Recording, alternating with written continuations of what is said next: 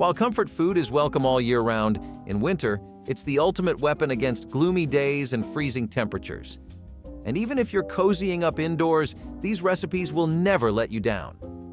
Here are my all-time favorite winter recipes from the past to shake up your rotation. To start off, home-style lamb casserole was a staple back in the day. What's not to love about tender pieces of lamb slow-cooked with root vegetables like carrots, potatoes, and parsnips in a rich, savory broth? Different versions of this casserole were often flavored with a blend of herbs such as rosemary, thyme, and bay leaves. This hot meal was a hit in the 1900s, especially in the colder months. Now, lamb casserole was not just about sustenance, it was about bringing the family together. It wasn't easy to whip up, so you really had to get your hands dirty and put in the work.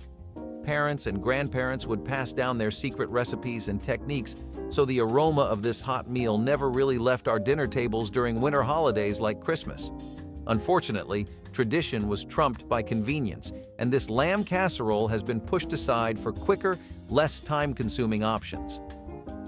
You may be familiar with broccoli casseroles, but did you know that pearl onion broccoli bake was a popular variant amongst people who enjoyed broccoli but wanted more from their casserole?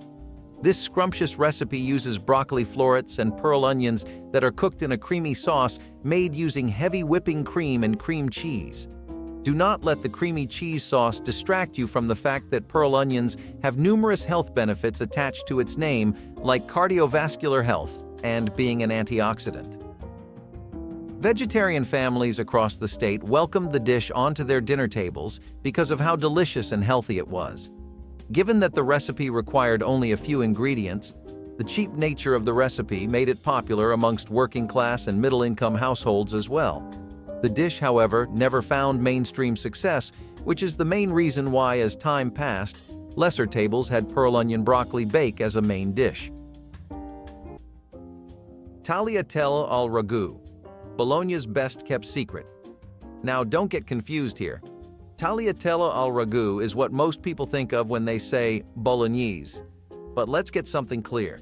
This is not your basic spaghetti bolognese. This is the real deal. Forget the watery marinara and ground beef of your youth. In Bologna, ragu is a slow-cooked sauce made with a blend of pork and beef, red wine, a splash of milk. Yes, milk, and a mix of finely chopped vegetables, carrots, celery, onions, that simmer together into something heavenly. It's a serious, sit-down meal, the kind your grandma would make when she wanted to show off her cooking skills. And you better believe she'd tell you stories about her nonna making this dish just like in Bologna, even if her nonna lived in Utah. Tagliatelle al ragu are so sacred in Bologna that they have an official recipe filed with the local Chamber of Commerce. So, yes, it is that serious for Italians. No, you cannot call all pasta spaghetti, and no, you cannot make carbonara with cream. It is that serious. So if you're making tagliatelle al ragu, respect the recipe, respect the sauce. It's been perfected over centuries, and your grandma surely knew to respect it. Let's be honest, no one did casseroles quite like the Southerners, and their classic cornbread casserole spoke for itself. Cornbread has been a staple in many grandma's kitchens for generations. It's often passed down through family recipes, with each grandma adding her own unique twist. This is one of the most famous members of the casserole families and was a staple at family dinners and potlucks. The best part? Anyone could make it. Yes, it was that easy. You just had to mix the ingredients, pour them into a baking dish, and let the oven do the work. It was a great everyday dinner, especially for busy cooks looking for a fuss-free meal. You could also customize this casserole and experiment with different types of cheese.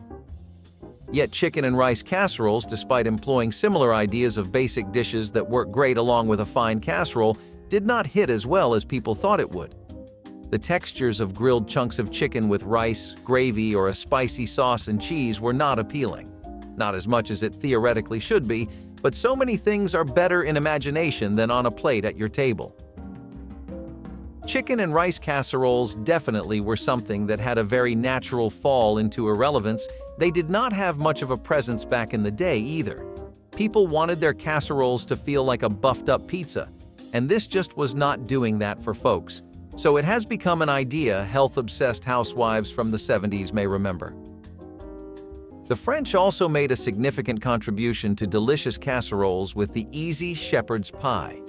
It was a meaty casserole traditionally made with lamb meat. Shepherd's pie has its roots in British cuisine. The name shepherd's pie specifically refers to the use of lamb, while cottage pie is used when beef is the main ingredient. This one was an easy one to make as it didn't require hours of preparation.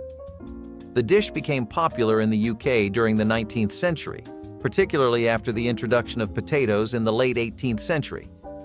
This one was used for meal prep, as it was great for making ahead and freezing. It was known as hachis parmentier in French cuisine, but different countries came up with their own version of the shepherd's pie.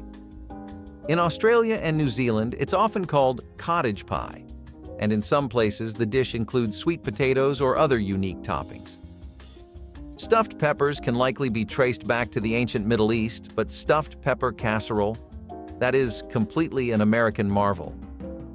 Stuffed pepper casserole was mostly famous in rural parts of the states where farming and growing chilies was a common practice.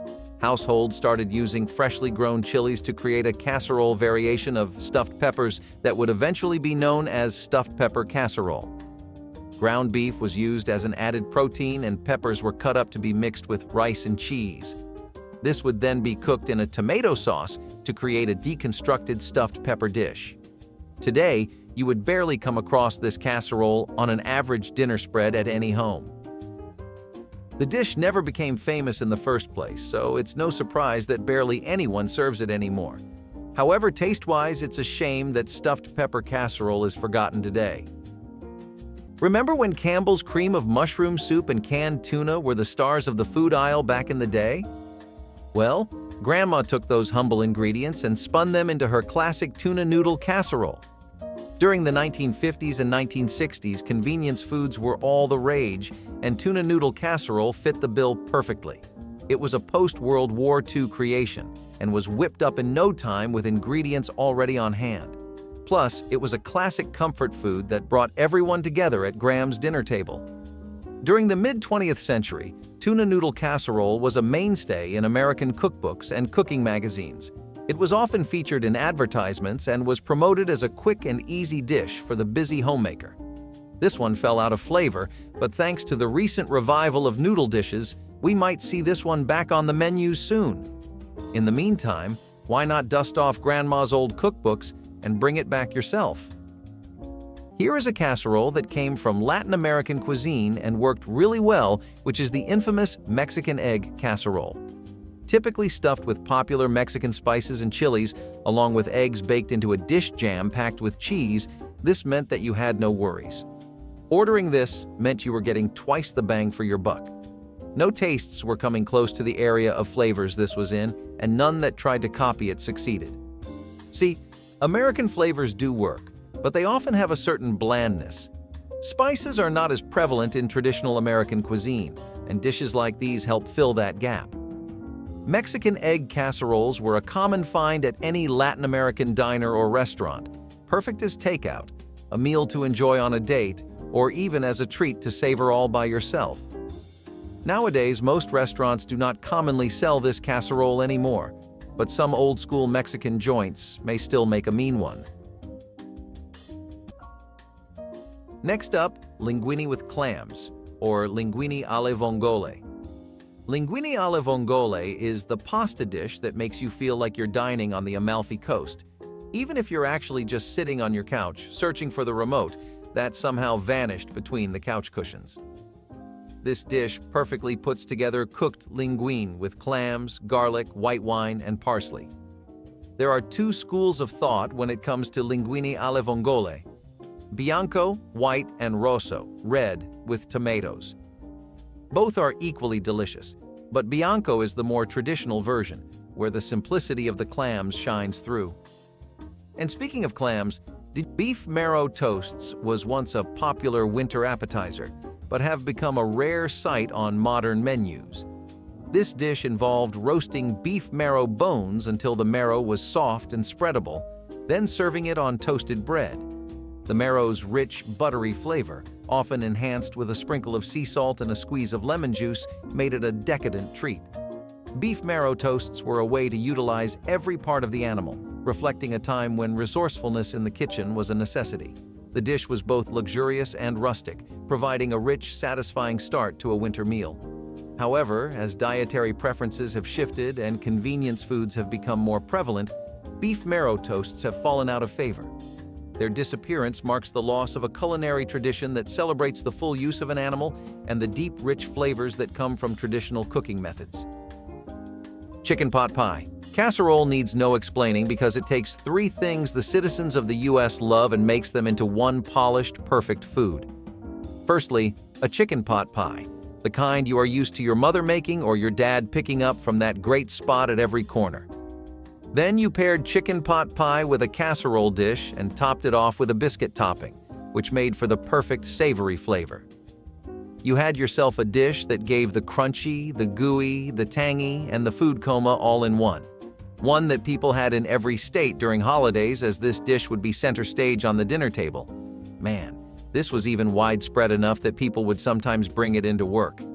It really makes you think, what made something like that go out of fashion? Maybe people wanted to move away from dishes that had nothing but meaty flavors with cheeses and sauces. This next one remains a favorite at the holiday dinner table. I'm talking about the cheesy hash brown casserole. This dish is also known as funeral potatoes because it is commonly served as a side dish during traditional after-funeral dinners. However, it is also popular at potlucks and other social gatherings, sometimes under different names. The dish usually consists of hash browns or cubed potatoes, cheese, onions, cream soup or a cream sauce, sour cream, and a topping of butter with cornflakes or crushed potato chips. It typically uses frozen hash browns, which makes the preparation quick and easy. While it was often served as a side dish, cheesy hash brown casserole was also enjoyed for breakfast or brunch. Now, that's a breakfast I'd never skip. Moreover, this dinner meal is so famous that during the 2002 Winter Olympics in Salt Lake City, one of the souvenir food pins featured this casserole. So you know how America and pulled pork go together like jam on toast, right? After all, it's something you can feed a whole crowd and have them feeling full and satisfied. It's a showstopper, but you can make a lot of easy things with it. Most dishes you can make and serve will have people asking you what your recipe is, but that's just how easy pulled pork is to work with. So, when I say this next sentence, hear it with an open mind. How do you feel about cherry cola pulled pork? Yeah, slow-cooked, barbecue-y, savory pulled pork left to simmer in a pool of cherry cola, barbecue sauce, and other seasonings. The first time I heard of this dish, I struggled just to imagine all of those flavors in one bite. Like, barbecue sauce is a dip, pulled pork is a main dish, and cherry cola is a drink. You're used to having all that separately, right? Despite that, since it was all made from things that were so readily available in most homes, and since it was right up the alley of home chefs in their slow cooking era, it took off in a major way. Especially in the South, where everything involved in this dish is something people were already having on a daily basis. Bouillabaisse, a traditional Provençal fish stew, once a winter favorite in coastal regions. This dish, originating from the port city of Marseille, was made using a variety of fish and shellfish, simmered together with tomatoes, garlic, saffron, and other herbs. Stew that was both hearty and nutritious. Bouillabaisse was traditionally prepared by fishermen, using the catch of the day that was too bony or undesirable to sell. It was a way to make use of every part of the catch. The dish was often served with a side of rouille, a garlicky mayonnaise, and crusty bread for dipping. What made a bouillabaisse different from other fish soups is the selection of Provençal herbs and spices in the broth, the use of bony local Mediterranean fish, the way the fish are added one at a time and brought to a boil, and the method of serving. It requires a little more effort than some other options, which is why it isn't a part of our dinner tables anymore. Pork cassoulet was what you went for as far as everyday meals go if you wanted to work some pork into the weekly diet. Pork cassoulet featured pork shoulders, or sausages in particular, and some of the typical ingredients you're used to seeing with savory dishes. Tomatoes, onions, garlic, all your usual suspects. Except this time it uses white beans like Great Northern beans. The reason you ended a crock pot, particularly for this, is that it is a stew, and the pork needs to be browned. Now you can include breadcrumbs for a crunch on top, but it kind of messes with the stew-centric vibe, so people used to leave them out. As far as the flavor goes, this is all savory, and it does not hide that fact from you at all.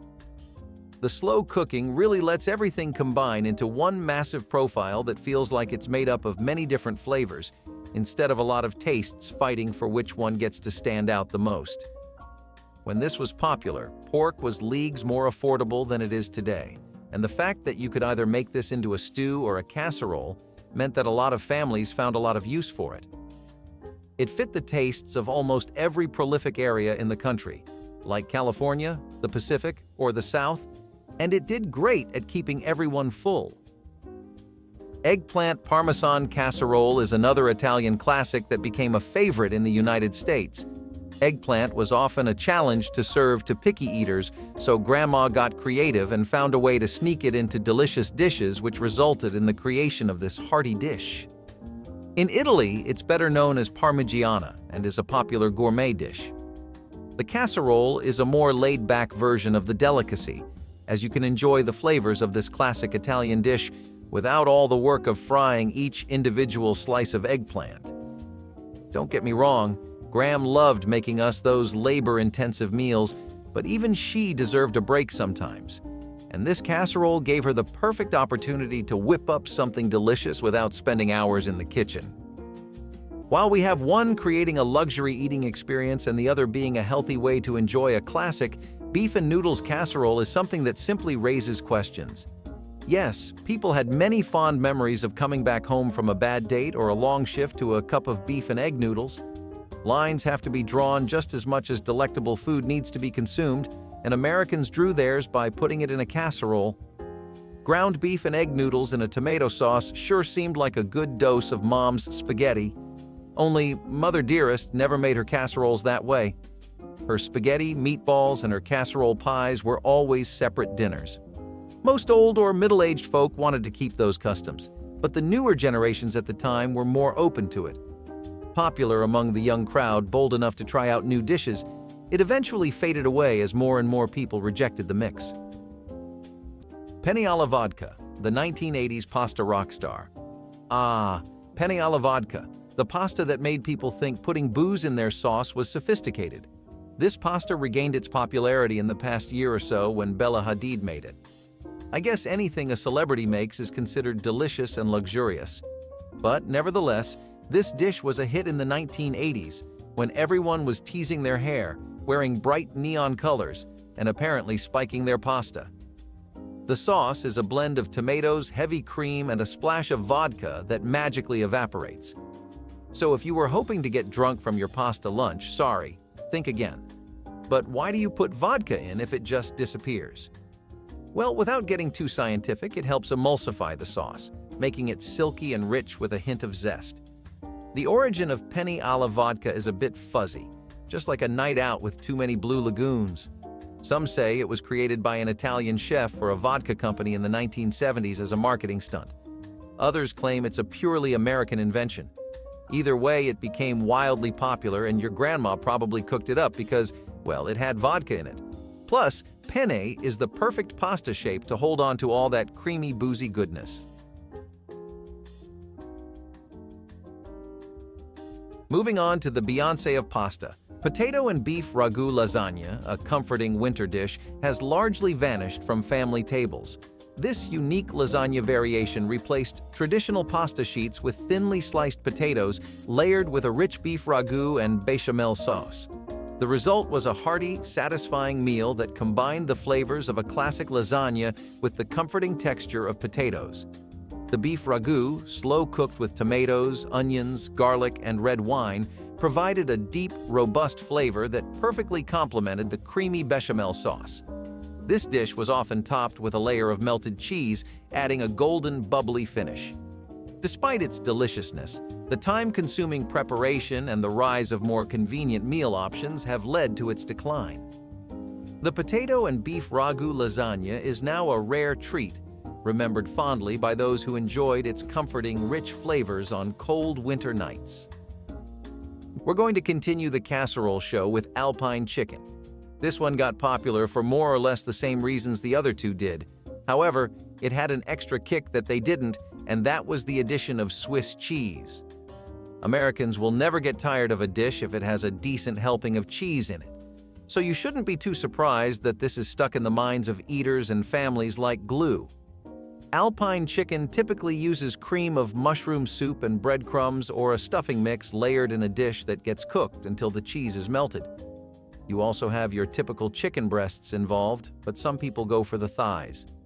It peaked in popularity during the post-war era when people really started looking for more ease in their cooking rather than sweating buckets after a day in the kitchen. You know how when you cook something, you rarely feel like eating it immediately? It's because cooking is a soul-sucking endeavor. It doesn't have to be, thanks to things like crock pots and recipes like Alpine chicken, which bring the fun back in food and make sure you actually get to rest and replenish that stamina tank. Plus, this was a dish that really got the crowd singing, and that's always one you want to keep on your roster. This dish actually got popular for exactly the reasons you would think. Yes, landing your man through a happy stomach is a good way to get married by fall season. If you're ever craving something cozy on a warm winter night, Herb Cobbler Mince Casserole is the answer to all you need. This casserole featured minced meat, usually beef or lamb, cooked with a variety of vegetables and herbs, then topped with a savory herb cobbler crust. The crust was made from a dough that was often flavored with fresh herbs like thyme, rosemary, or parsley, adding an extra layer of flavor to the dish. It was perfect for feeding a family on a cold winter night, providing warmth and nourishment. Yeah, it wasn't not only finger-licking delicious, but healthy too, and you know what that calls for? A comeback. Come on, we're running out of healthy options by the minute, so it's never too late to visit lost wonders of the past. Cooking gets so simple that your dish gets called no-peak chicken because you literally don't need to even glance at it. You know you need to invest in one of these bad boys. This dish takes chicken breasts and works some real magic with them, but the real star of this show is the canned products. Canned mushrooms and soups are put into a dish with a broth, then covered with foil and baked. The rice absorbs all the liquid, and the chicken soaks in that lovely flavor. It gets really mushy in the process, and that means it's perfect for you to sink your teeth into after a long day. It got popular because it was one of those dump and bake recipes. It took nothing. You wouldn't work up a sweat making it, and everything you needed for it was available at your nearest convenience store. Casserole culture in general started skyrocketing from the 1950s to the 1980s, and this was one of the staples of that time. It's a win-win situation for everyone when your country's classics are made even easier and more accessible thanks to nifty new machines, and people definitely took as much advantage of that fact as they could. So, tamales are a labor of love, but thanks to Grandma, this tamale pie was a much easier way to enjoy the flavors. This casserole caught on like fire in the early 20th century, particularly in the Southwest, where Mexican influence was strong. Just like most casseroles on the list, this one-dish wonder was also a creation of the Depression era. Some versions of this pie started out as a way to use up leftovers, such as bits of meat, vegetables, and even leftover chili. But hey, no one complained because the end result was a delicious dinner. Many families have an heirloom recipe for this casserole passed down from generation to generation. So if this casserole brings back memories from your childhood, it might be time to give Grandma a call. She could be holding on to a secret recipe that she's finally ready to pass down to you. Here's another one that takes hearty inspirations from our Mexican neighbors. Enchiladas casseroles were the talk of the town when they first showed up. See some people randomly combining foods that work just fine. Solo are not mad scientists. They are real visionaries, and there is a tunnel with a light at the end only they can see. In this case, the luminescence came from the light bulb that went off in people's heads when they thought two things. Why not use layered tortillas with enchiladas and other vegetables? Kick it up a notch with a sauce that actually worked in casseroles paired with cheesy meat, and you had a winner. Every winner must let go of their championship belt someday, and these were no exception. Next up, we have the Shipwreck Casserole. If you think this name's creative, keep watching. because some of these casserole names will leave you scratching your head. So, the shipwreck casserole was a go-to for families during tough economic times because it was simple, budget-friendly, and made with ingredients that were often already on hand. The name shipwreck referred to the hodgepodge of ingredients tossed together as if it were a shipwreck of a meal. Grandma's pantry was almost always stocked, but during the hard times, even she had to make do with whatever was available. This delicious casserole was versatile and typically consisted of ground beef, potatoes, onions, and canned tomatoes, with the occasional addition of baked beans or vegetables like carrots and green beans. Corn pudding is a dish that may not have been as grand as the rest so far, but it was a simple DIY casserole that made your day. Corn pudding was made with stewed corn and thickening agents that helped give it a pudding or custard-like texture. However, it was not typically baked in a traditional casserole case. Instead, it had a custard dish that the pudding would go into and then be baked in. Now, down in the South, this was the food gospel. People just loved it all over, especially in less urban areas where corn was widely and daily consumed, particularly during times of economic uncertainty when households had to cut corners in the kitchen. Corn pudding was a cheap and easy-to-make casserole that was not too shabby. Nowadays, people like that have moved more to poaching local wildlife than taking Mother Nature's gifts, and as a result, corn pudding went extinct too. Lasagna Bolognese. Lasagna Bolognese is the heavyweight champion of Sunday dinners. This is not your everyday lasagna.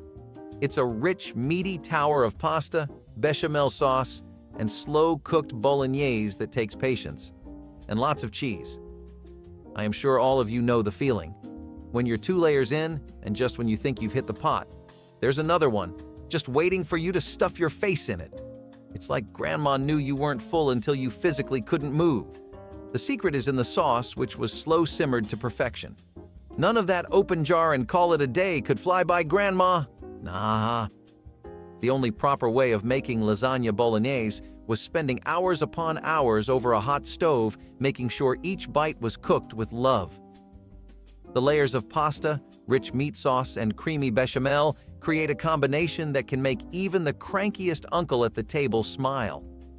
And we can't forget that every piece of lasagna is like an event, especially when you scoop up that gooey piece of bechamel with the crispy edges. Ah, my mouth is watering just from thinking about it. The bottom line is, lasagna bolognese is one delicious mountain of flavors, and if you can't finish your plate, your grandma will make sure to pack up any leftovers because nothing goes to waste at Grandma's. Grandma's curried sausages, a nostalgic winter favorite, have largely disappeared from modern dining tables. This dish featured sausages cooked in a mildly spiced curry sauce, often made with onions, apples, and a touch of cream. The combination of savory sausages and the sweet, spicy sauce made it a comforting and flavorful meal. Curried sausages were often served with rice or mashed potatoes, which helped to balance the rich flavors of the sauce. This dish was a staple in many households, particularly during the colder months, providing warmth and nourishment. However, with the rise of new culinary trends and the availability of more diverse meal options, Grandma's curried sausages have become a rarity. Their disappearance marks the loss of a comforting, home-cooked dish that brought families together around the dinner table. Fettuccine Alfredo with peas and ham, the pasta that got a glow-up.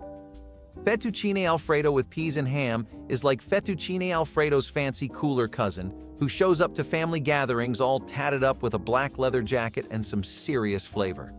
This is a comfort food classic with rich Alfredo sauce, made from butter, cream, and Parmesan, and turns it up a notch with the peas and ham. With each bite, you'll get the perfect balance of creamy, sweet, and savory. Here's the thing about Alfredo. Americans turned it into a cheesy extravaganza, but the original version from Rome was way simpler, just butter and Parmesan. But why stop at something simple when you can toss in leftover Easter ham and some peas from the freezer to make a masterpiece? Fettuccine Alfredo was originally created to help a woman get her appetite back after childbirth. That's right, it's practically medicinal. Did you hear that, ladies? Quit counting those calories and grab yourself a plate of fettuccine Alfredo with peas and ham. Beef osso buco is an Italian classic that features a cross-cut veal shank braised to tender perfection in a rich tomato and white wine sauce. Traditionally made with veal shanks, beef osso buco adapts the recipe for a more accessible cut of meat. The shanks are slow cooked with tomatoes, onions, carrots, and celery, and the marrow from the bones adds a rich texture to the sauce, which makes this dish deeply satisfying on a cold winter night. Beef osso buco was often served with risotto or polenta. This dish requires a lot of time and effort to whip up, but if you're ever craving it, you won't regret taking a day off to make this nostalgic meal. Plus, others in your home will thank you. While the southern states were enjoying Tex-Mex cuisine, the northern states were all about Italian flavors, and baked ziti was a staple on the dinner table. Now, even with its Italian roots, you wouldn't typically find this one in Italy. This casserole was created by grandmas who were Italian immigrants to the States and adapted traditional pasta dishes to suit the ingredients available in their new country. Baked ziti was pretty much the long-lost cousin of lasagna, with the classic version including ziti pasta, marinara sauce, ricotta, and mozzarella cheese. The ziti pasta used in the dish was tubular and smooth, which makes it ideal for holding onto the sauce and cheese. This one was a hit at Sunday dinners and had everyone coming back for seconds. Just like its predecessor on this list, baked spaghetti casseroles did not last too long either. We remember well and clear what people's candid opinions on beef and noodles casserole was. A lot of the millennial crowd believed that it was a dish with no real sense of self. Like, if you want spaghetti, just have spaghetti. Casseroles are somewhere else on the spectrum, and maybe they were right in avoiding it without even a single try. Some people did give it a fair shot, though, and ended up liking it, but the general consensus was that spaghetti sauces do not go well with casserole dishes. Nor do they fare well when baked with cheese. Baked spaghetti casseroles kind of had a cult following, and because of that, they never lasted long enough to be more than a footnote in the ages. Can you imagine sitting down to a meal featuring a whole calf's head? Once a common sight on winter dining tables, boiled calf's head has largely vanished from modern menus. The process involved boiling the entire head until the meat was tender enough to be pulled from the bone. It was then typically served with a variety of sauces, such as caper or parsley. Boiled calf's head was often enjoyed back in the day when our ancestors made sure that nothing went to waste. And it was a delicacy too, because it's not every day you see a whole calf's head on the dining table.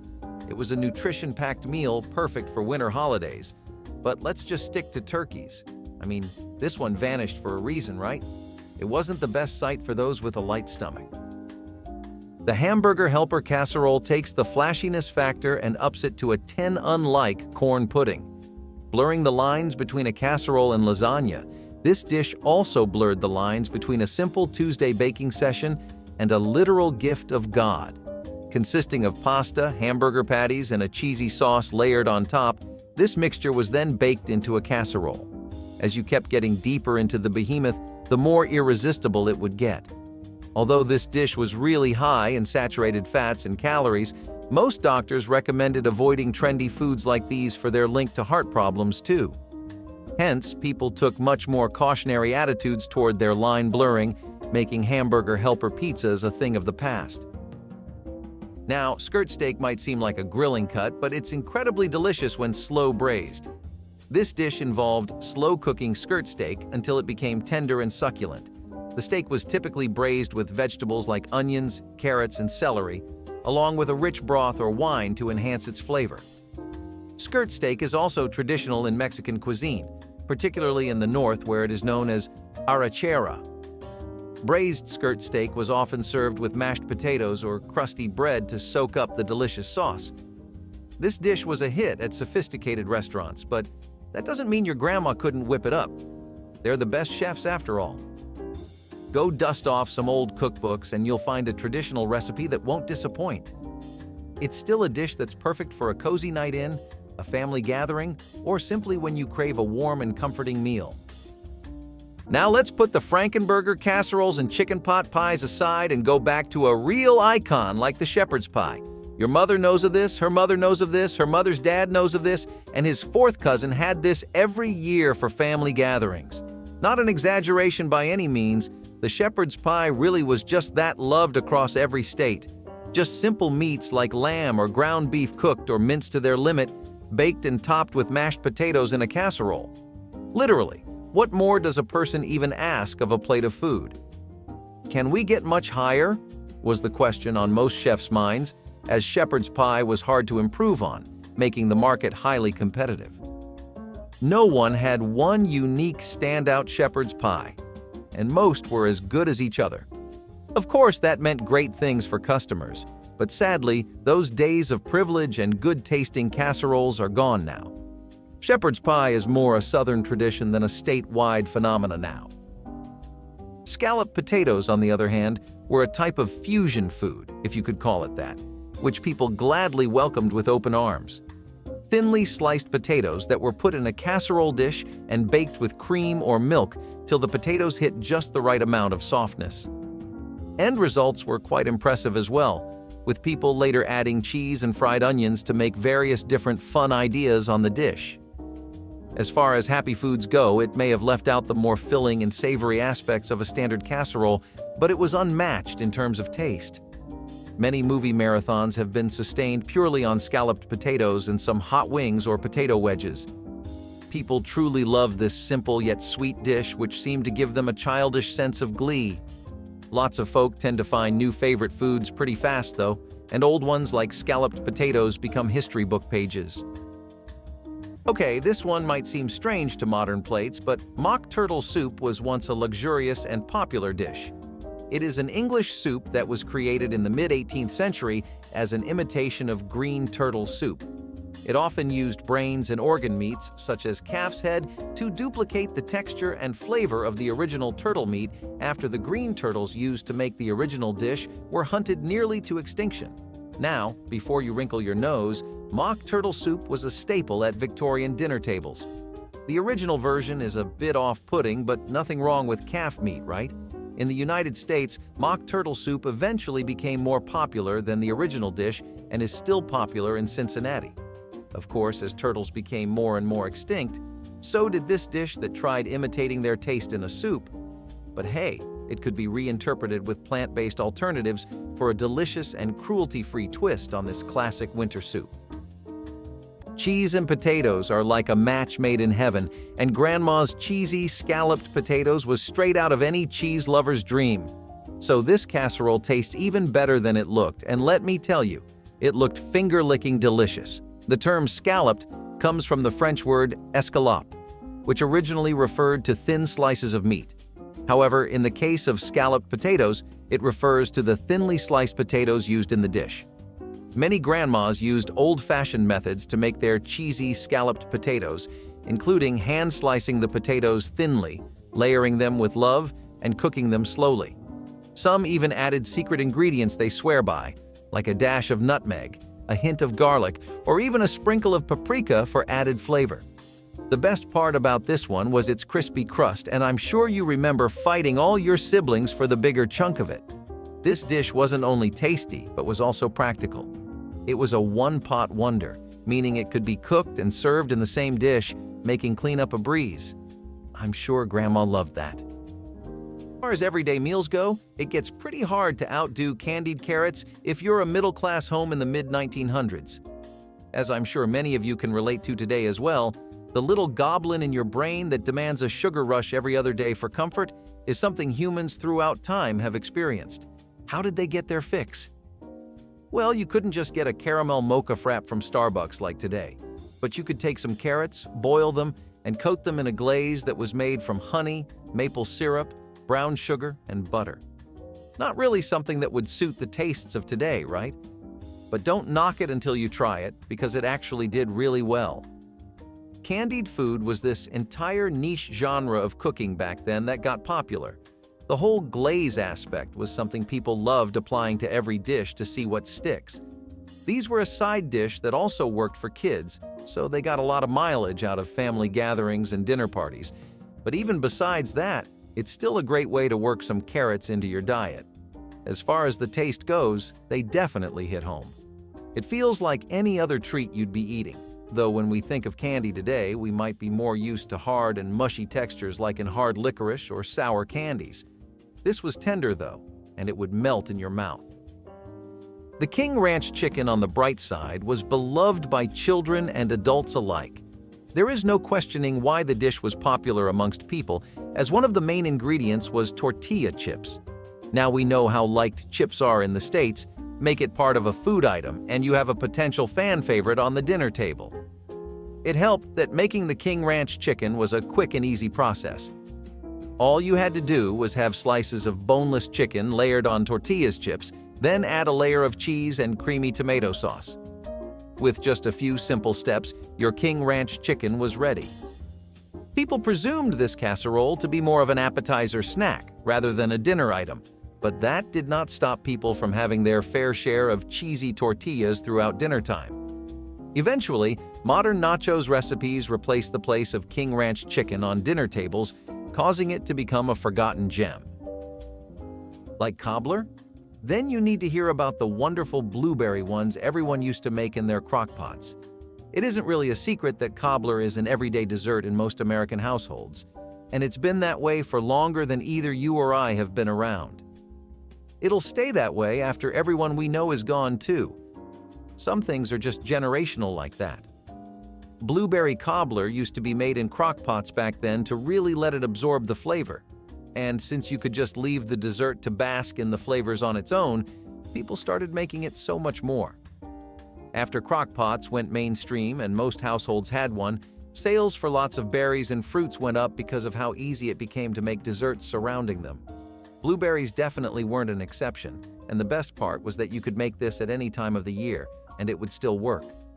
Like, you know how some people don't like having hot chocolate outside of winter? You'd never get any concerns like that with a blueberry cobbler. There was always someone ready to eat a whole plate. If we take a small intermission from the dessert side of things and step on over to some hearty, comforting, and homely soups, we'll find a golden recipe lost among the cookbooks of the 20th century that don't get to see the light of day anymore. So, squash might not be our top pick on a regular day, but Grandma's squash casserole was so irresistible that we found ourselves going back for seconds, or even thirds. This casserole was a staple in Southern cuisine and was Gram's favorite way of sneaking nutrients into our dinner. Squash is rich in vitamins A and C, potassium and fiber, making it a wholesome choice.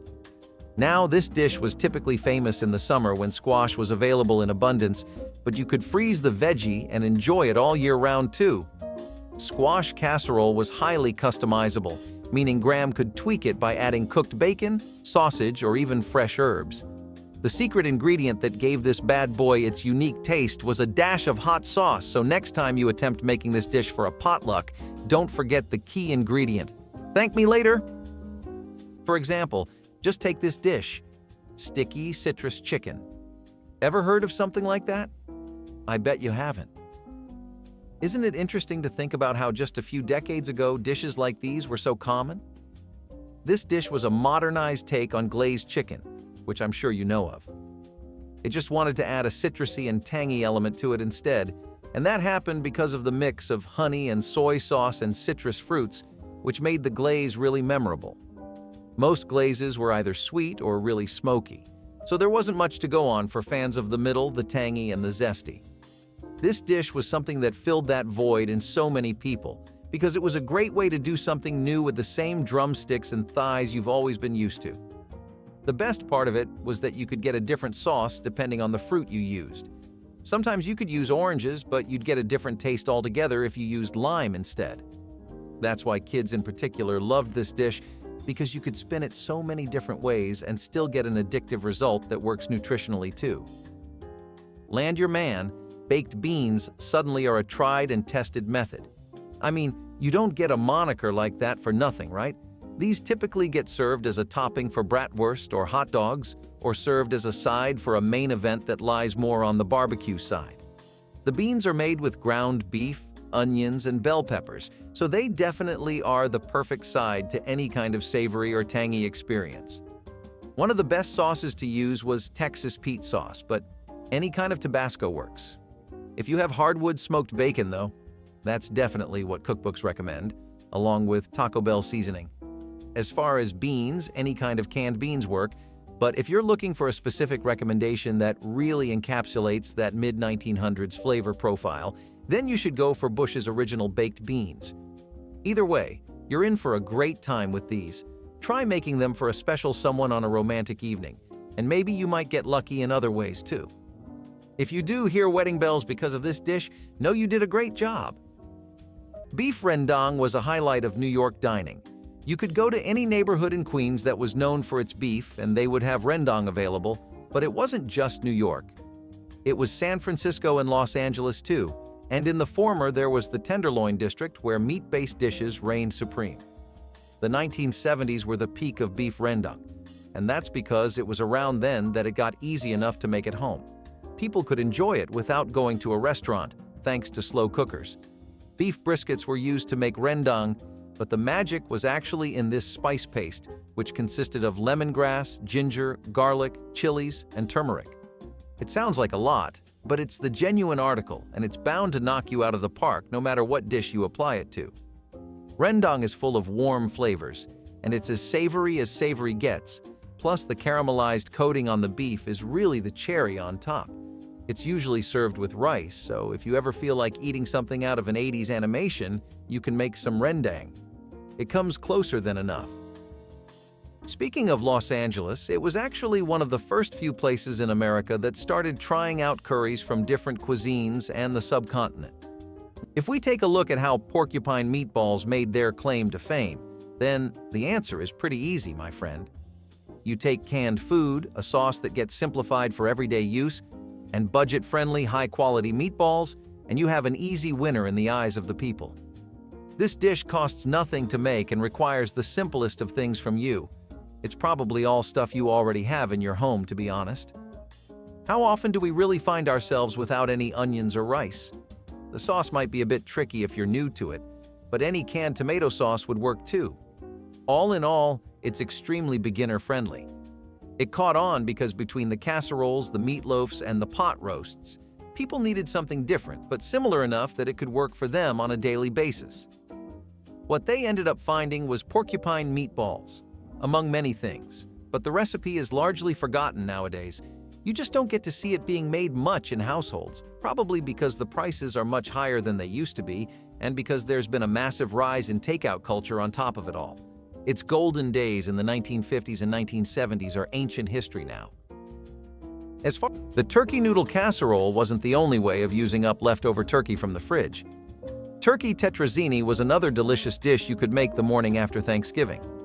This casserole typically started out with a base of spaghetti, along with a creamy sauce that's usually made from a combination of broth, cream, and sometimes cream of mushroom soup and vegetables like peas, carrots, or celery. It was named after the Italian opera singer Luisa Tetrazzini, who was known for her performances in the early 20th century. The dish is believed to have been created in the early 20th century, coinciding with Tetrazzini's rise to fame. Many recipes included cheese, such as Parmesan or cheddar, which made it kid-friendly. This was another great example of how Graham could make something so delicious out of leftovers that might have otherwise gone to waste. That was the thought process between the ham hock minestrone, which got so much goodwill with the people because it was one versatile soup. After the recession and the post-war period, there was this nationwide love for food that was practical and could work in many different ways. The population was too accustomed to rationing and making the best use out of everything, so even when times relaxed and the dust settled, with all this new developing technology like crockpots, people still couldn't get out of the habit. That's why things like this work so well. They take a simple format, even simpler ingredients, but give you a full team of flavors that you can write home about. This soup uses ham hock simmered with vegetables and beans. Then you can add pasta or rice, whichever you'd like more. Though traditionally most recipes call for the pasta instead. If something's going to be smoky flavor-wise, you just know it's going to do well in the South, and that's where this soup was made the most. The way you know most of these recipes have been forgotten is because you just don't hear dishes like that anymore. Not in the middle of this pita wrap or burrito bowl world. Now, let's hit pause on the hearty casseroles and turn our attention to a timeless classic: chicken pot pie. The dish became especially popular in the US during the mid-20th century with the rise of frozen meals. Brands like Stouffer's helped bring chicken pot pie into the frozen food aisle, and it soon became a favorite. I'm sure you already know, but it's a type of meat pie with a top pie crust consisting of flaky pastry. Different regions have their own takes on chicken pot pie. For example, in the southern US, it might feature a biscuit topping instead of a traditional pie crust, while other regions might use different seasonings or ingredients. This delicacy isn't only famous on menus. Chicken pot pie has made its way into literature and pop culture. For instance, it's featured in various novels, movies, and TV shows as a symbol of home and comfort. Speaking of food combinations, this next one will definitely blow your mind.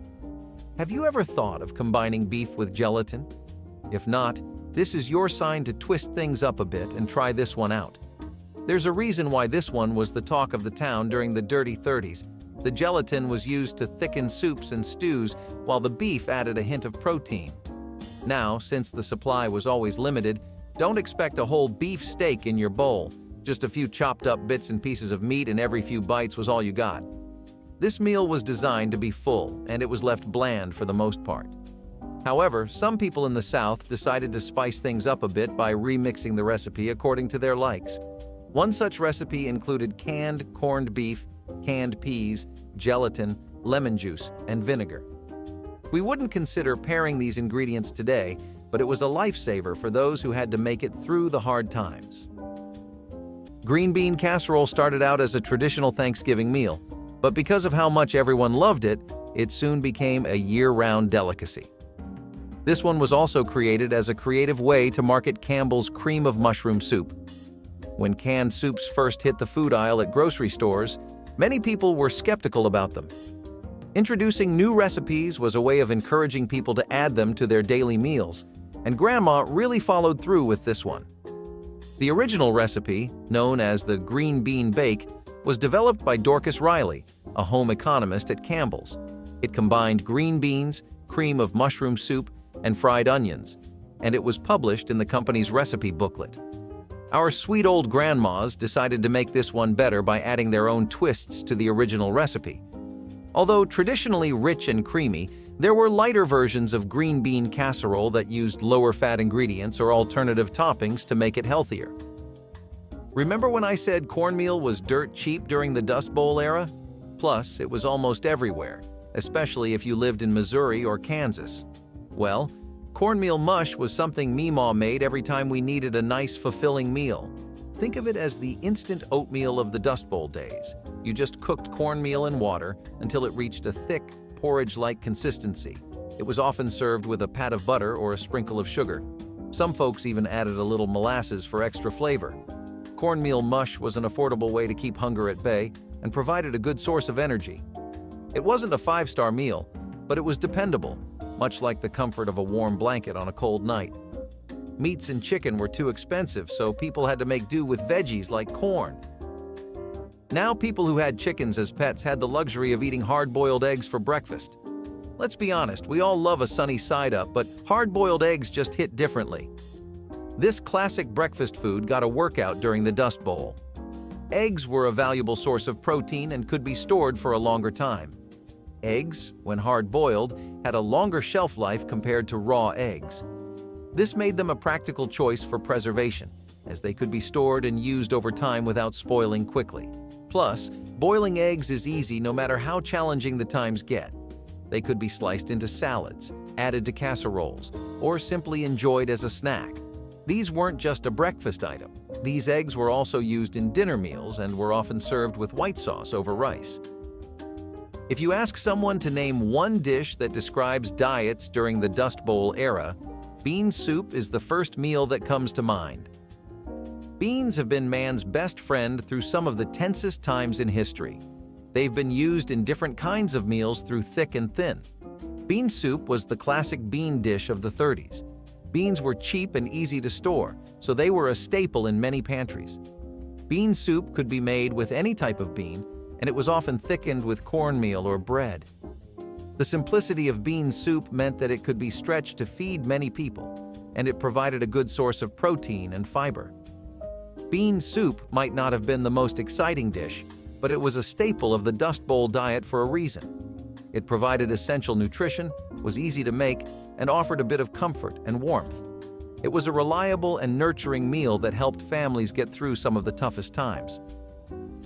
You can't possibly reminisce about Grandma's forgotten casseroles without bringing up the ham and potato casserole.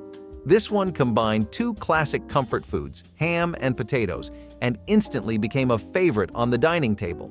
You know all those leftover ham that goes bad in your refrigerator after the holidays? Well, this recipe was a way to spice it up and turn it into something new, and of course, Grandma did it best. There was even a healthier version of the ham and potato casserole that was made using lean ham, low-fat dairy products, and extra vegetables to boost the nutritional content. Grandma used whatever potatoes she could find at the farmer's market, but this one could be made by a variety. Some recipes called for russets, while others used Yukon Gold or red potatoes, depending on your texture preference. The chicken and leek casserole is a celebration of classic French comfort food. But don't credit the French for this delicious meal just yet. This casserole is actually a variation of the Scottish cock a leekie soup. It's also known as Scotland's national soup. Think of a casserole that combined tender pieces of chicken with the delicate flavor of leeks, all cooked together in a creamy sauce. The original recipe added prunes during cooking, and traditionalists still garnish with a julienne of prunes. Back in the day, it was perfect for feeding big crowds.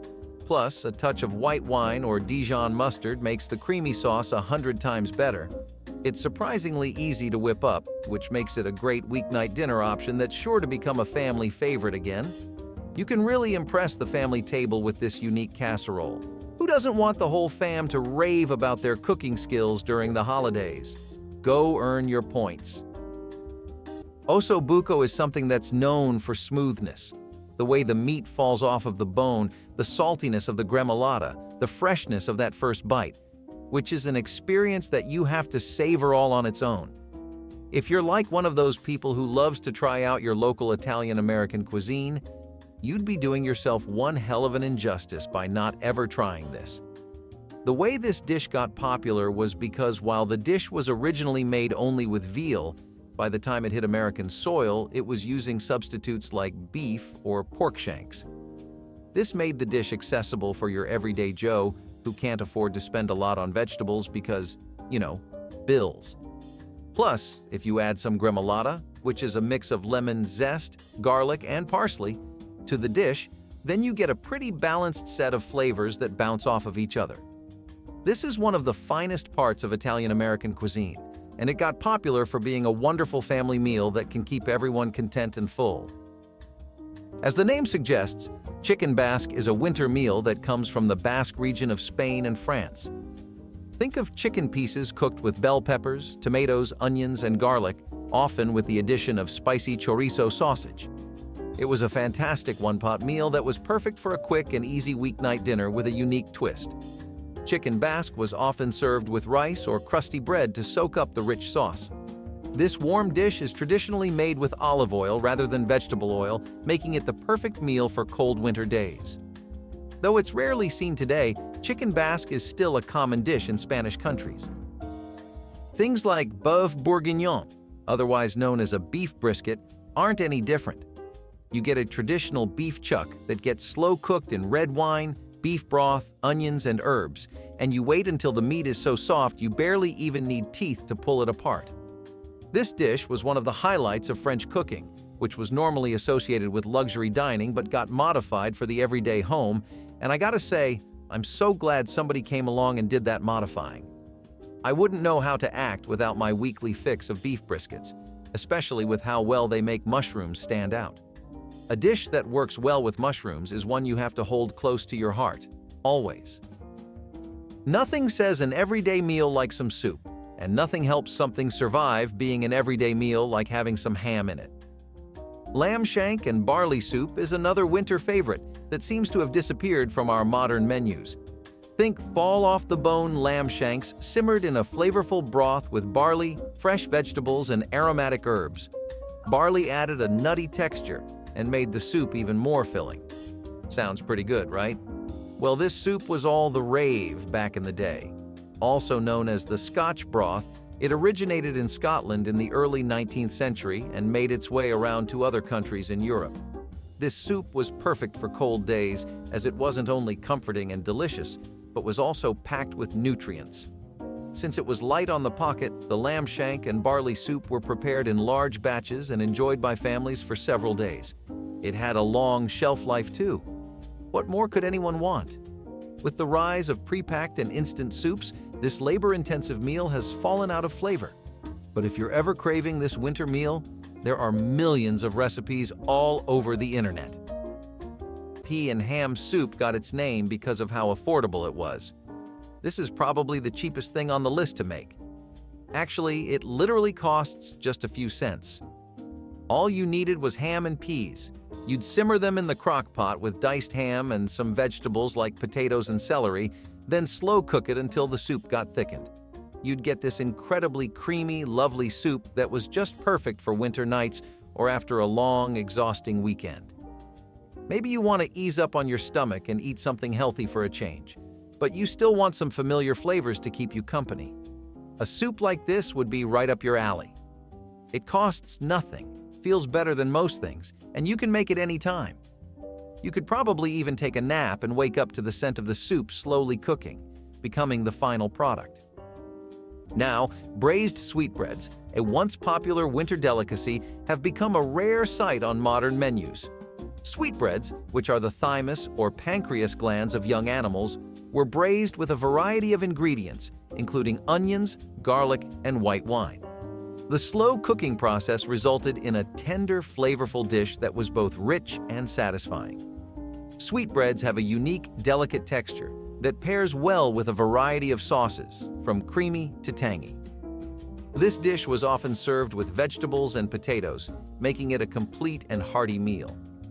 However, as tastes and dietary preferences have evolved, and with the decline in traditional cooking methods, braised sweetbreads have become less common. Their disappearance marks the loss of a culinary tradition that celebrates the full use of an animal and the complex flavors that come from traditional braising techniques. Cornbread was one of the most popular sources of carbohydrates back in the day. Since there wasn't much food available, this one was a reliable provider of instant energy and kept folks fueled through the toughest days. Cornbread was versatile too. It could be served with just about anything, from a hearty bean soup to a simple stew. It was the kind of bread that could stand up to the most basic of meals and still make them feel a bit more complete. Plus, it was easy to make in large batches, which was a huge plus when feeding a family when pockets were tight. This was a staple during the Dust Bowl because cornmeal was cheap and filling. You could whip up a simple cornbread loaf, fry up corn fritters, or even make mush. Speaking of cheese, does anyone here remember the infamous cheesy broccoli rice casserole? I'm sure you have childhood memories of running away from this one because of the broccoli. Yeah, wasn't broccoli everyone's biggest enemy growing up? Well, this casserole made you hate the green veggie a little less. The cheese topping was used to hide the greens in the dish and trick kids into eating this bad boy without making any fuss. You had to get your nutrients in one way or another, and this casserole made it 10 times better. Broccoli is packed with nutrients like vitamins C and K, fiber, and antioxidants. This casserole turns the nutritious vegetable into a kid-friendly dish that the whole family can enjoy.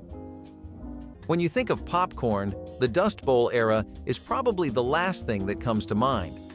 Popcorn is the comfort food of the movie theaters, but believe it or not, they were still all the rage back in the 30s when options were limited.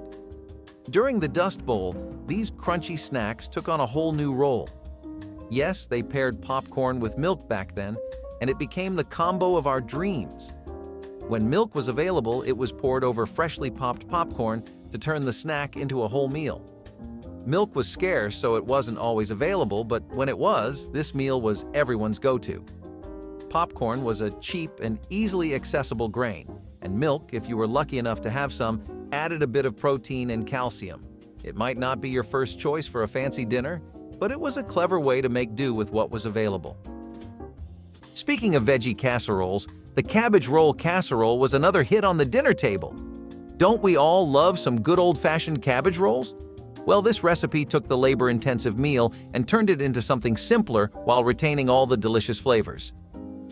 Now this casserole has its origins in Eastern European cuisine, where cabbage rolls are a staple. It was a combination of recipes found in countries like Poland, Russia, and Hungary. Cabbage casserole not only tasted delicious, but also provided many health benefits with every bite. Cabbage is a nutritious vegetable that's rich in vitamins C and K, fiber, and antioxidants. Delicious and healthy. What's more to ask? Let's head on over to mulligatawny soup for a second since we're discussing soups anyway. This is another example of America dipping its fingers into the flavors of the subcontinent because this is a dish right from the cookbooks of India. It actually became popular during the colonial period of the British, and that's how it first spread to America. Places like Jackson Heights or Berkeley are places loaded with Indian and British communities, street food stalls, and restaurants, so you can always smell mulligatawny soup around the corner. It's aromatic after all, since you have all those curry spices and apple sweetness being put to work. Also, between you and me, anything with coconut milk gives off a scent that really gets around a whole city block. The reason home cooks with crock-pots started adapting it into their weekly routine was because despite it being a soup, it's a bit like a stew too, since it's made with a chicken or lamb base. The cream at the end that you add gives it more of a stew-like feeling too, and it's definitely something that American homes that live next to subcontinental communities got used to making. It's a little sad that something so good and tasty has been forgotten though, but here's hoping we see an eventual comeback one of these days. Soups and curries not to your liking? You might have never heard about this next one unless you grew up in Memphis, but trust me, it's worth knowing and tasting. So, Tennessee onions consisted of thick slices of sweet onions smothered in a creamy, cheesy sauce and baked until golden and bubbly. The key to making this one stand out from all the other casseroles on the table was the sweetness of the onions. Vidalia onions were often used because of their natural sweetness, but any sweet onion did the job. This wasn't necessarily the star of the dinner table. It was more of a side dish that complemented other main courses like grilled meats or fried chicken. Let's head to the Indonesian side of things, where we can find popular recipes like satay chicken, which used to be headliners for most cookbooks back in the day. Los Angeles has this area known as Thai Town, and San Francisco also has its own Chinatown. I bring these places up because they acted as footholds for dishes and cuisines like these to make a name for themselves and spread to the wider audience in America. Most of the time, these dishes did manage to gain a niche following. But that was the problem. It only ever stayed niche because it never lasted long enough to break into the mainstream. Stuff like this couldn't keep up with the trends of the country, whether because it wasn't accessible enough, like, for example, if you wanted satay chicken, was it really worth it to get up and go all the way to Thai Town from another part of the city? That's why slow cookers were so nice to have around when they eventually did become mass-produced. Satay chicken is usually grilled, but it can be slow-cooked and left to marinate in a sauce made of turmeric, coriander, and lemongrass, as well as chili paste. If you really want to keep it a touch more American, you can always grill it further after the slow cooking since it will be served on skewers, but the dish works great even if you just cook it in a crock pot. And it's a great way to switch up Meatloaf Mondays when the whole family isn't giving the most excitable reaction to that idea. Leftover turkey in the fridge? Consider it your lucky day because that used to call for Grandma's legendary turkey noodle casserole. This casserole made mornings after Thanksgiving something to look forward to. This was the go-to recipe for using up leftover turkey and noodles after Thanksgiving or Christmas. All Grandma had to do was mix in the ingredients and add a topping made from breadcrumbs, crushed crackers, or even fried onions. Like most of the casseroles on this list, this was also a one-dish wonder and didn't require much labor. And you know Gram used to be tired from making us a grand feast the night before, so this was an easy way to serve something delicious on the dining table without putting in too much effort. This was a kid-friendly meal that appealed to even the pickiest eaters. What's not to love about a creamy sauce and some noodles all drenched in cheese? All of that has to do with good gut health, and one of the best ways to take care of yours was with gut-healing chicken soup. From Colorado to Portland, Oregon, Brooklyn, and New York, it was so common to always have a bowl of this soup on the ready. It was a sign of the times. America was becoming aware of its growing obesity issues thanks to fast food culture, diners popping up everywhere, and a generational habit of greasy fried foods, which definitely hit home and feel like the peak of comfort but can never really help you in life. You simmer chicken, most times with the bone in as well, and then make this nutrient-rich broth with herbs and apple cider vinegar. All in all, it's a tasty dish that also makes sure you live easier and longer, so what's not to love here? A healthy contrast to the macaroni and cheese casserole is the zucchini tomato casserole. Often served with soy and onion dipping sauce, children preferred to stay away from this vegetable casserole, but adults loved the taste. If you have ever seen the film Ratatouille, the zucchini tomato casserole looks exactly like the main dish served up at the end. With sliced zucchini and tomatoes arranged in layered patterns and a hearty topping of cheese and breadcrumbs, the zucchini tomato casserole was truly ratatouille coming to life. This casserole was preferred to be consumed during summers, as the tomatoes and zucchini were a refreshing alternative to heavier casseroles. Over time, the dish became less common amongst home chefs due to children disliking the vegetable base in this casserole. As fewer people cooked the casserole for dinner, it eventually disappeared from tables completely. Now, if you think baking a cake without eggs, milk, or butter sounds impossible, think again. During the Dust Bowl, people got creative with their baking. This egg-free, milk-free, and butter-free cake was made with simple ingredients like flour, sugar, and vegetable oil. It was impossible to live without cake even in times of desperation, so people decided to make do without the fancy ingredients. Now, I know eggs, milk, and butter don't sound fancy to us, but these ingredients were a luxury to find during the Dust Bowl days, and even if you did find some, it was never enough to whip up a whole cake. The cake might not have been as rich as its traditional counterparts, but it was a sweet treat that offered a bit of comfort during difficult times. We've got one thing straight: meat was scarce during the dust storm era, so jackrabbits became a surprising alternative. These nimble critters were abundant in the wild, and they provided a valuable source of protein. Jackrabbits were often stewed or roasted, and its meat was said to be quite flavorful when prepared correctly. Jackrabbits, those long-eared critters that seemed to hop faster than a speeding bullet, became a potential meal. I'm not sure how they caught them, but I imagine it was a wild chase through a dust storm. Cooking jackrabbit was more of a skill than creativity, and preparing this dinner was a labor of hard work, as it was a lean meat that needed to be tenderized and seasoned well, but when done right, it was totally worth it. Cozy, hearty food went to its golden age with the advent of tamale pies. Tamale pies were a casserole dish that included enchilada sauces, tamales, ground beef, cheese, and a spicy tomato sauce.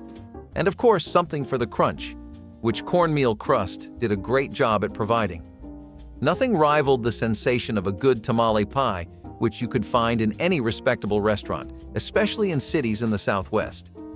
Most of these savory-type dishes that challenge the tame spice tolerance of an average Joe get popular down south. Perhaps they could share their flair for spice with other regions of the USA someday. Unfortunately, the dish reminded a family tradition after its days in the spotlight and dwindled from kitchens, now largely being a fond memory. Despite what you might think about chicken cacciatore, it's actually not hard at all. This was renowned as a one-pot meal, basically, the kind of thing you only need to pay minimal attention to. Italian-American cuisine is yet again the star of the show this time, and the interest in food like this was something America really only went through during the post-war period and towards the 70s and 80s. There was this growing national interest in foreign cuisines from the world over. I'm talking the deepest reaches of Mexico and Spain to Italian classics like this one, which you'd normally never even think to fight in an American home. However, dishes like these work so well with the average American's palate that it's a wonder you don't see them. Chicken pieces that get browned and simmered with tomatoes, bell peppers, garlic, and sometimes even wine. Slow cooked until you get a rich, thick sauce and chicken that needs barely any seasoning because it's already oozing with flavor. Simple ingredients, a no-fuss cooking method, and a taste that works for every chicken fan. It's not hard to see how this dish got to where it is, and now, chicken cacciatore is something you regularly find at almost any meat-based restaurant. Way to come from humble beginnings, right? So if you've been following along until now, you can clearly see there's this big pattern with red meat and stews in the crockpot world. It seems like a lot of dishes tend to gravitate towards this format, so why is that? So hai pai is a traditional dish from the 17th century that might sound intimidating, but it's actually delicious and surprisingly easy to make. If you're ever feeling like whipping a fancy meal on a cold snow day, hai pai is your best friend.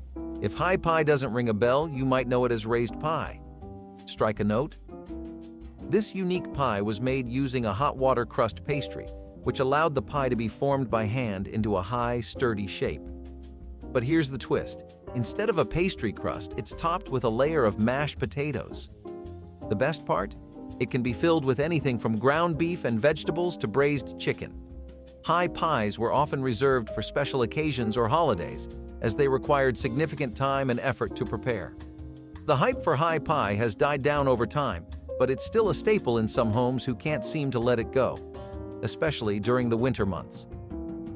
This one is definitely something that did not sit well with some while it was something being served at every dinner for others.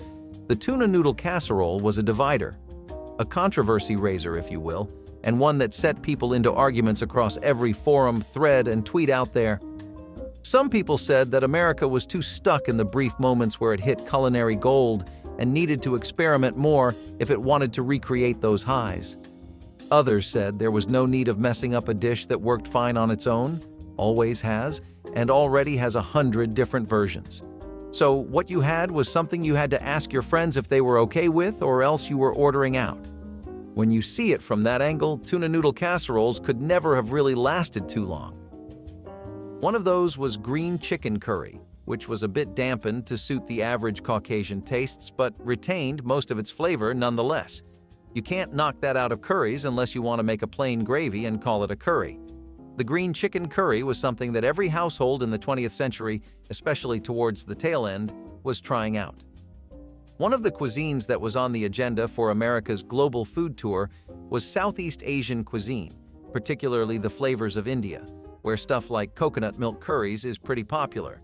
Besides the milk, this used your typical subcontinental spices like turmeric, green chilies, garlic, and eggplants.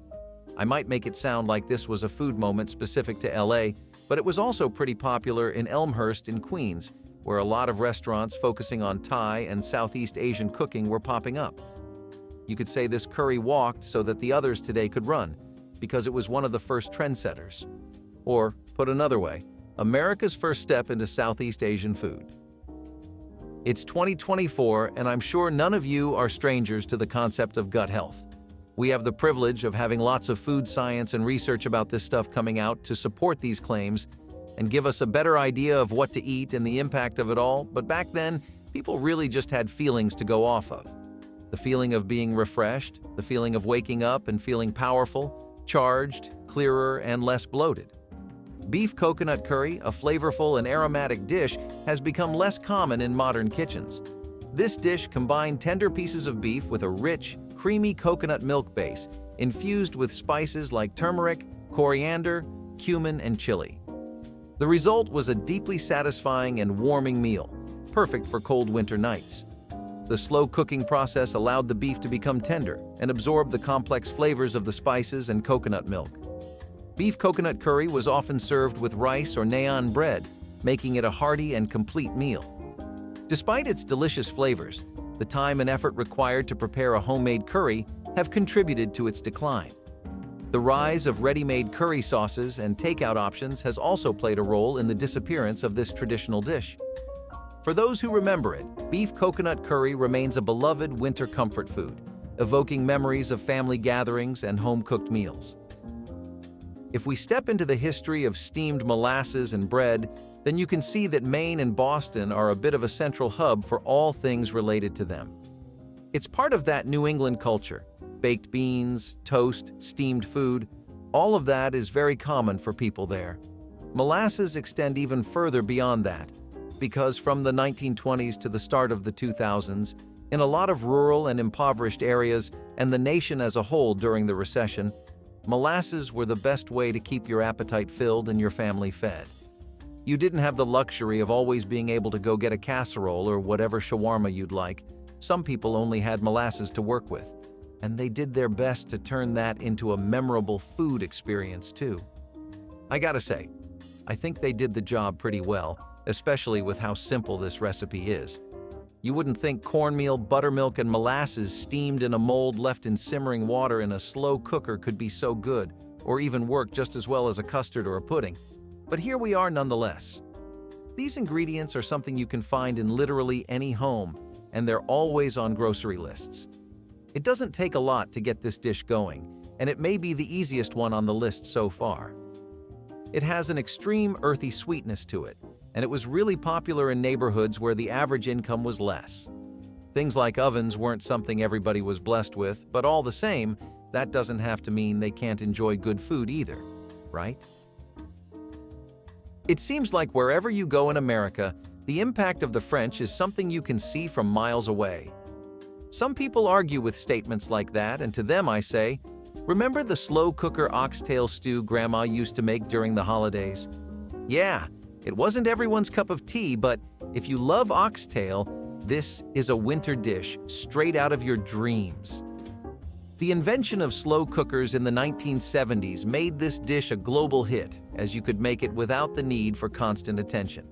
The oxtail is a cut of meat that requires longer to cook than you can imagine, and I'm sure you can connect the dots to why this one vanished from our dinner tables.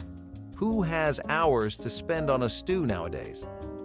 Well, if you ever find yourself stuck at home with nothing to do, the slow cooker oxtail stew won't only steal away your boredom, but also satisfy all those meat cravings. You just need the meat and then some vegetables like carrots, potatoes, and celery before cooking it all in a deeply flavored broth. Red wine or tomato-based stew both work wonders. This one will stick to your ribs and keep you warm on a cold winter night. Carrot marmalade came to the rescue when gelatin and popcorn weren't doing much for the taste buds. Now, marmalade usually involves citrus fruits, but during the Dust Bowl, folks had to get creative. This was a pairing that ensured nothing went to waste in the kitchen, including carrots that had slightly gone bad. This wasn't just a treat, but it was a way to preserve the sweetness in fresh fruits and vegetables because fresh produce was hard to come by. This marmalade was made by boiling carrots with sugar and a bit of lemon juice, creating a spread that could be used on bread or biscuits. Plus, carrots are packed with nutrition. Carrots are packed with antioxidants like beta-carotene and lutein. These compounds have protective effects against oxidative stress and inflammation. Macaroni and cheese casserole had a proud and very cherished career in that bright period after things like tamale pies became more popular. Also, it is one of the only pasta and cheese casserole dishes to really work. Turns out, two foods known for being a reliable friend when in need of one become your bestie when you put them together. Almost too soft, completely filled with cheese and chewy hot macaroni with all the perks of a casserole, this dish was a certified MVP of the 70s and 80s. However, it eventually got out of hand when people began creating excessively fatty versions with more cheese, sausages, and other toppings. Since then, it has gone down in rank because you gotta care about your gut too, you know? Who doesn't love the aroma of a good homemade casserole? Well, this hearty meal was still winning hearts even during the Dust Bowl days. Now, during the Dust Bowl, casseroles weren't the fancy, cheesy concoctions we know today. They were more like a hodgepodge of whatever was on hand. Leftover vegetables, some mystery meat, maybe some canned beans, all thrown together in a baking dish. Not exactly Instagram-worthy, but it was a way to use up scraps and fill up the dining table. Plus, they were the stars of potlucks and holiday dinners. This was the era of coming up with all different recipes for casseroles and everything from hash brown casseroles to tuna noodle casseroles. These recipes were passed down from generation to generation and made their way to us. Casseroles were the kind of dish that brought people together, not just because they were filling, but because they were often made with love and shared with family and friends. They were a reminder that even in the hardest of times, people found ways to come together and enjoy a meal. In contrast, green bean casserole is a dish that reminds you of home. Bean casserole with mushroom soup that reminds you of afternoons spent driving to your aunt's or your vegan uncle who claims he makes an allegedly good one. Historically, the soup was something that America went more towards in the 80s and 90s. Remember our past videos had things like deep-fried cheese balls and whatnot? Yeah, that just could not last, and being honest, nobody expected it to. Definitely a you-had-to-be-there moment that would be overshadowed by people wanting to eat healthier. Probably to make up for past dietary sins, these people came to worship easy recipes like the green bean casserole. Sadly, nowadays, people prefer much more vibrant-tasting soups that do not make them feel like they are only eating it for the health benefits. Now, bacon grease might seem like a strange thing to highlight, but hear me out. In a time when oil was scarce, bacon grease was like liquid gold. It was used for everything from frying potatoes to greasing pans. And let's be honest, it adds a flavor boost to just about anything. Can you imagine making biscuits with bacon grease? Oh, it was good. Bacon was one of the few adorable meats during this time, and it left behind grease, which was way too good to just toss out. Now, I know this bad boy has no nutritional value, but sometimes all you need is a little flavor in your life, and it's fine to have cheat days sometimes, right? So, while it might not be the healthiest option, it certainly helped to make those Dust Bowl meals a little more enjoyable. Mildred Armstrong Kalish lived in Iowa during the Great Depression. She recalls cooking with bacon grease, which she called her family's Tuscan olive oil. Do you know that Italians traditionally use small, tender clams known as vongole veraci? These tiny treasures pack a punch of ocean flavor. And here's a little fun history fact for you. This dish dates back to the 19th century, though there's debate whether it's of Neapolitan or Ligurian origin. Either way, it became a staple because clams were cheap and abundant. Your grandma made this because it's a breeze to prepare, but looks impressive enough to make you think she spent hours on it. And she probably told you some story about her Italian ex-boyfriend teaching her how to prepare it. Hoover's stew got its name from President Hoover, who was blamed for the economic hardship of the 30s. It was a hodgepodge of whatever ingredients you had on hand, thrown together in a pot and cooked until it was tender.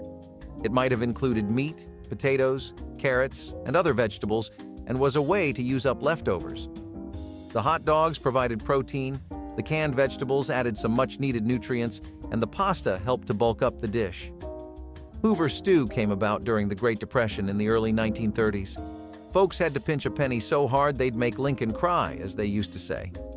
This stew is a tasty way to stretch a dollar to feed more people or to make a meal with enough leftovers to take care of the next day's meals.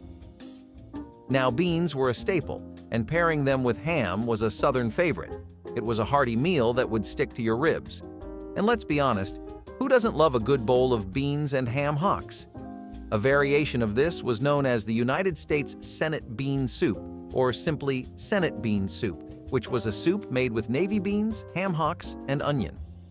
It was served in the dining room of the United States Senate every day, in a tradition that dates back to the early 20th century. The original version included celery, garlic, and parsley. One of the two versions used today includes mashed potatoes. The ham hocks added flavor to the beans, and the whole thing was slow cooked until the meat fell off the bone. It might not have been gourmet, but it was definitely satisfying. New England seafood casserole was a beloved winter dish in coastal communities. Seafood never really falls out of flavor, so this dish used to be a timeless classic. This casserole typically included a mix of shrimp, scallops, and white fish, combined with a creamy sauce made from milk, butter, and flour. It was often topped with breadcrumbs or crushed crackers. Now, traditional New England cuisine is known for a lack of strong spices, so if you've got a knack for spicy food, this might be a little bland for you. But for those of us who like to lay low on the spice, this casserole was a comforting and hearty meal, perfect for cold winter nights. Seafood casseroles aren't everyone's cup of tea, but it's definitely a dish worth trying at least once. Now, I don't know if you've ever thought of eating a dandelion fresh from the fields, but our ancestors have done it all for us. Yeah, dandelion salad was a staple during the Dust Bowl era. Since there were no fancy crops to harvest, dandelions had to do the job, and they did it pretty well. People would harvest the dandelion greens and toss them in a salad. Now, I'm not saying it would win any Michelin stars, but hey, it provided some vitamins and roughage, which is more than you can say about canned tumbleweed leaves. To make dandelion salad, the leaves were washed and mixed with whatever other ingredients were available, things like onions, radishes, and even bits of bacon if you were lucky. Believe it or not, this salad was actually tasty. or at least that's what I've heard. I guess we'll have to try it ourselves to know for sure. So, braised veal with olives was a staple in English menus in the 18th century. This Mediterranean-inspired dish involved slow-cooking veal with a combination of olives, tomatoes, garlic, and white wine, resulting in a tender, flavorful meal. Similar dishes are familiar in the cuisines of other countries, including France, Italy, Germany, Poland, and the Czech Republic. This dish was often served with crusty bread or mashed potatoes and was a hit at potlucks. So, why did this one fade away into history? Well, look around. Who eats veal anymore? Not me. But if your grandparents are ever craving a delicious bite of their childhood, you might want to whip this up for them. Navy bean soup, as the name implies, is one right out of the cookbooks of the military. See, all those soldiers get so awfully tired from traveling to other countries all of the time, they end up needing soups filled with ham and cured pork to put some pep in their step. Navy bean soup was particularly nice for two reasons. It was already cheap, which was kind of the theme of the time with the World Wars. But even after that, the habit of rationing and using cheap ingredients for military ventures didn't really go away. Anything that cuts costs, right? Navy bean soup definitely knew how to save money. And once slow cookers became a thing, it was saving time too.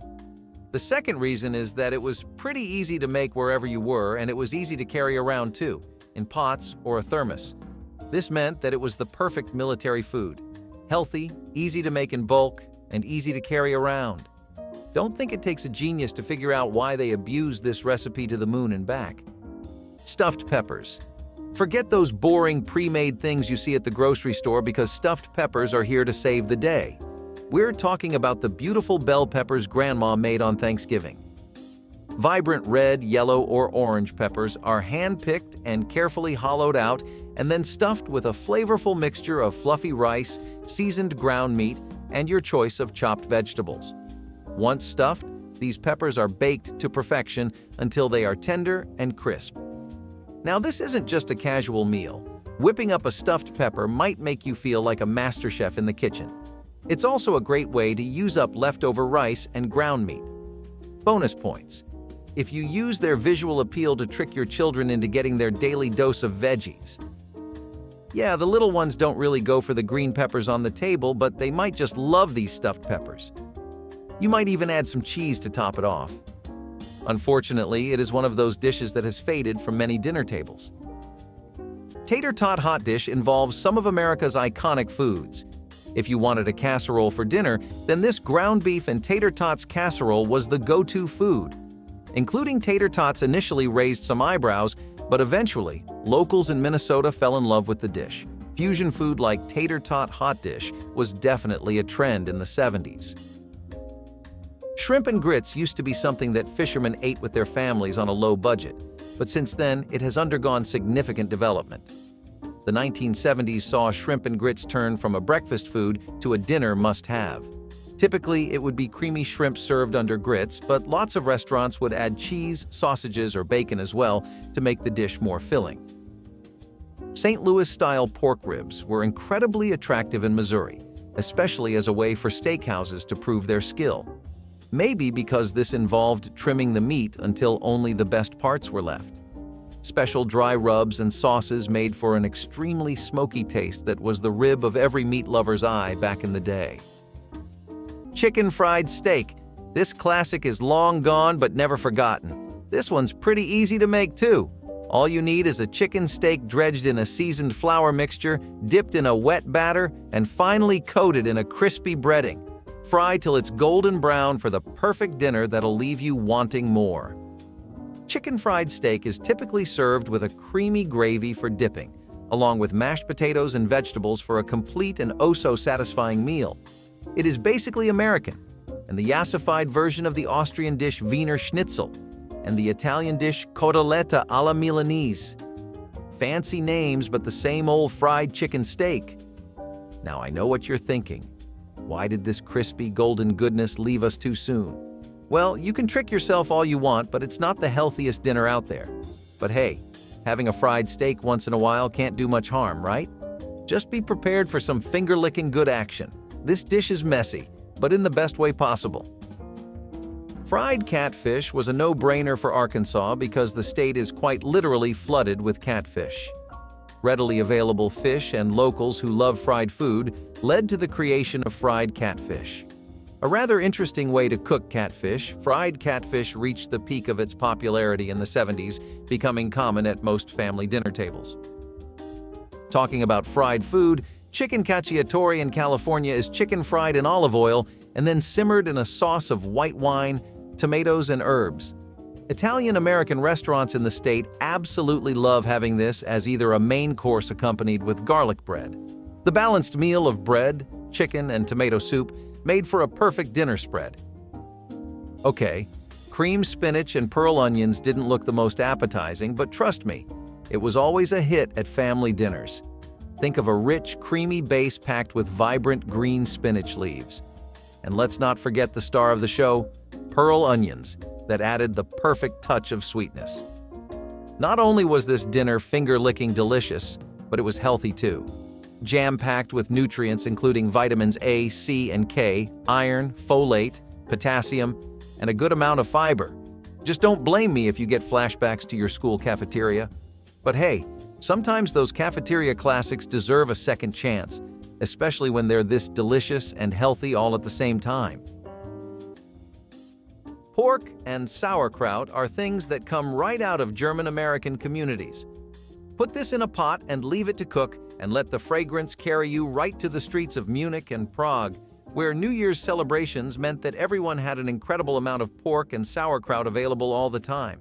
It's definitely a historical middle-class dish associated with the late 1900s, and the slow cooking meant that even really tough cuts of pork could become tender, soft, melt-in-your-mouth slices of pork that got anyone's appetite going. When people were exploring foods from other countries, Pennsylvania in particular took a big interest in German food. Maybe because it had its fair share of German-American communities, or maybe because it was just that good. But either way, if you wanted to take an express tour into what German eating felt like, you would go on over to the Midwest or Pennsylvania to try this. On the other end of the spectrum, we have something brazenly American, with something with a lot of influences from spicy recipes popular in Mexican cooking. I was expecting something that would set you on fire like you were. What's not to love about a 3-ingredient delicious sauce? White sauce was the comforting meal you look forward to coming home to every night. It was a break from the bland foods of the dirty 30s, and the best part? It required just 3 common ingredients that were already staples in everyone's kitchen: flour, butter, and milk. This sauce is like an easy-breezy addition of the bechamel sauce, which is one of the mother sauces of French cuisine. This sauce is made from a white roux and milk, seasoned with ground nutmeg. Since we didn't have fancy ingredients on hand, the simple ones did the job. This sauce was used to top pasta, vegetables, casseroles, and even lasagnas. If you were lucky enough to have a bit of cheese in your pantry, it could be turned into a cheesy sauce. If you had some herbs, it could be seasoned to add extra flavor. And let's be honest, in tough times, a little creamy sauce can make everything taste just a bit better. Classic American dinners often include stews, and Brunswick stew from Georgia was especially popular in the 1970s. In terms of recipe, the stew had many variations, from pulled pork to beef or chicken being used along with braised vegetables and Worcestershire sauce. Due to each home customizing the stew, it was bound to be a great hearty dinner.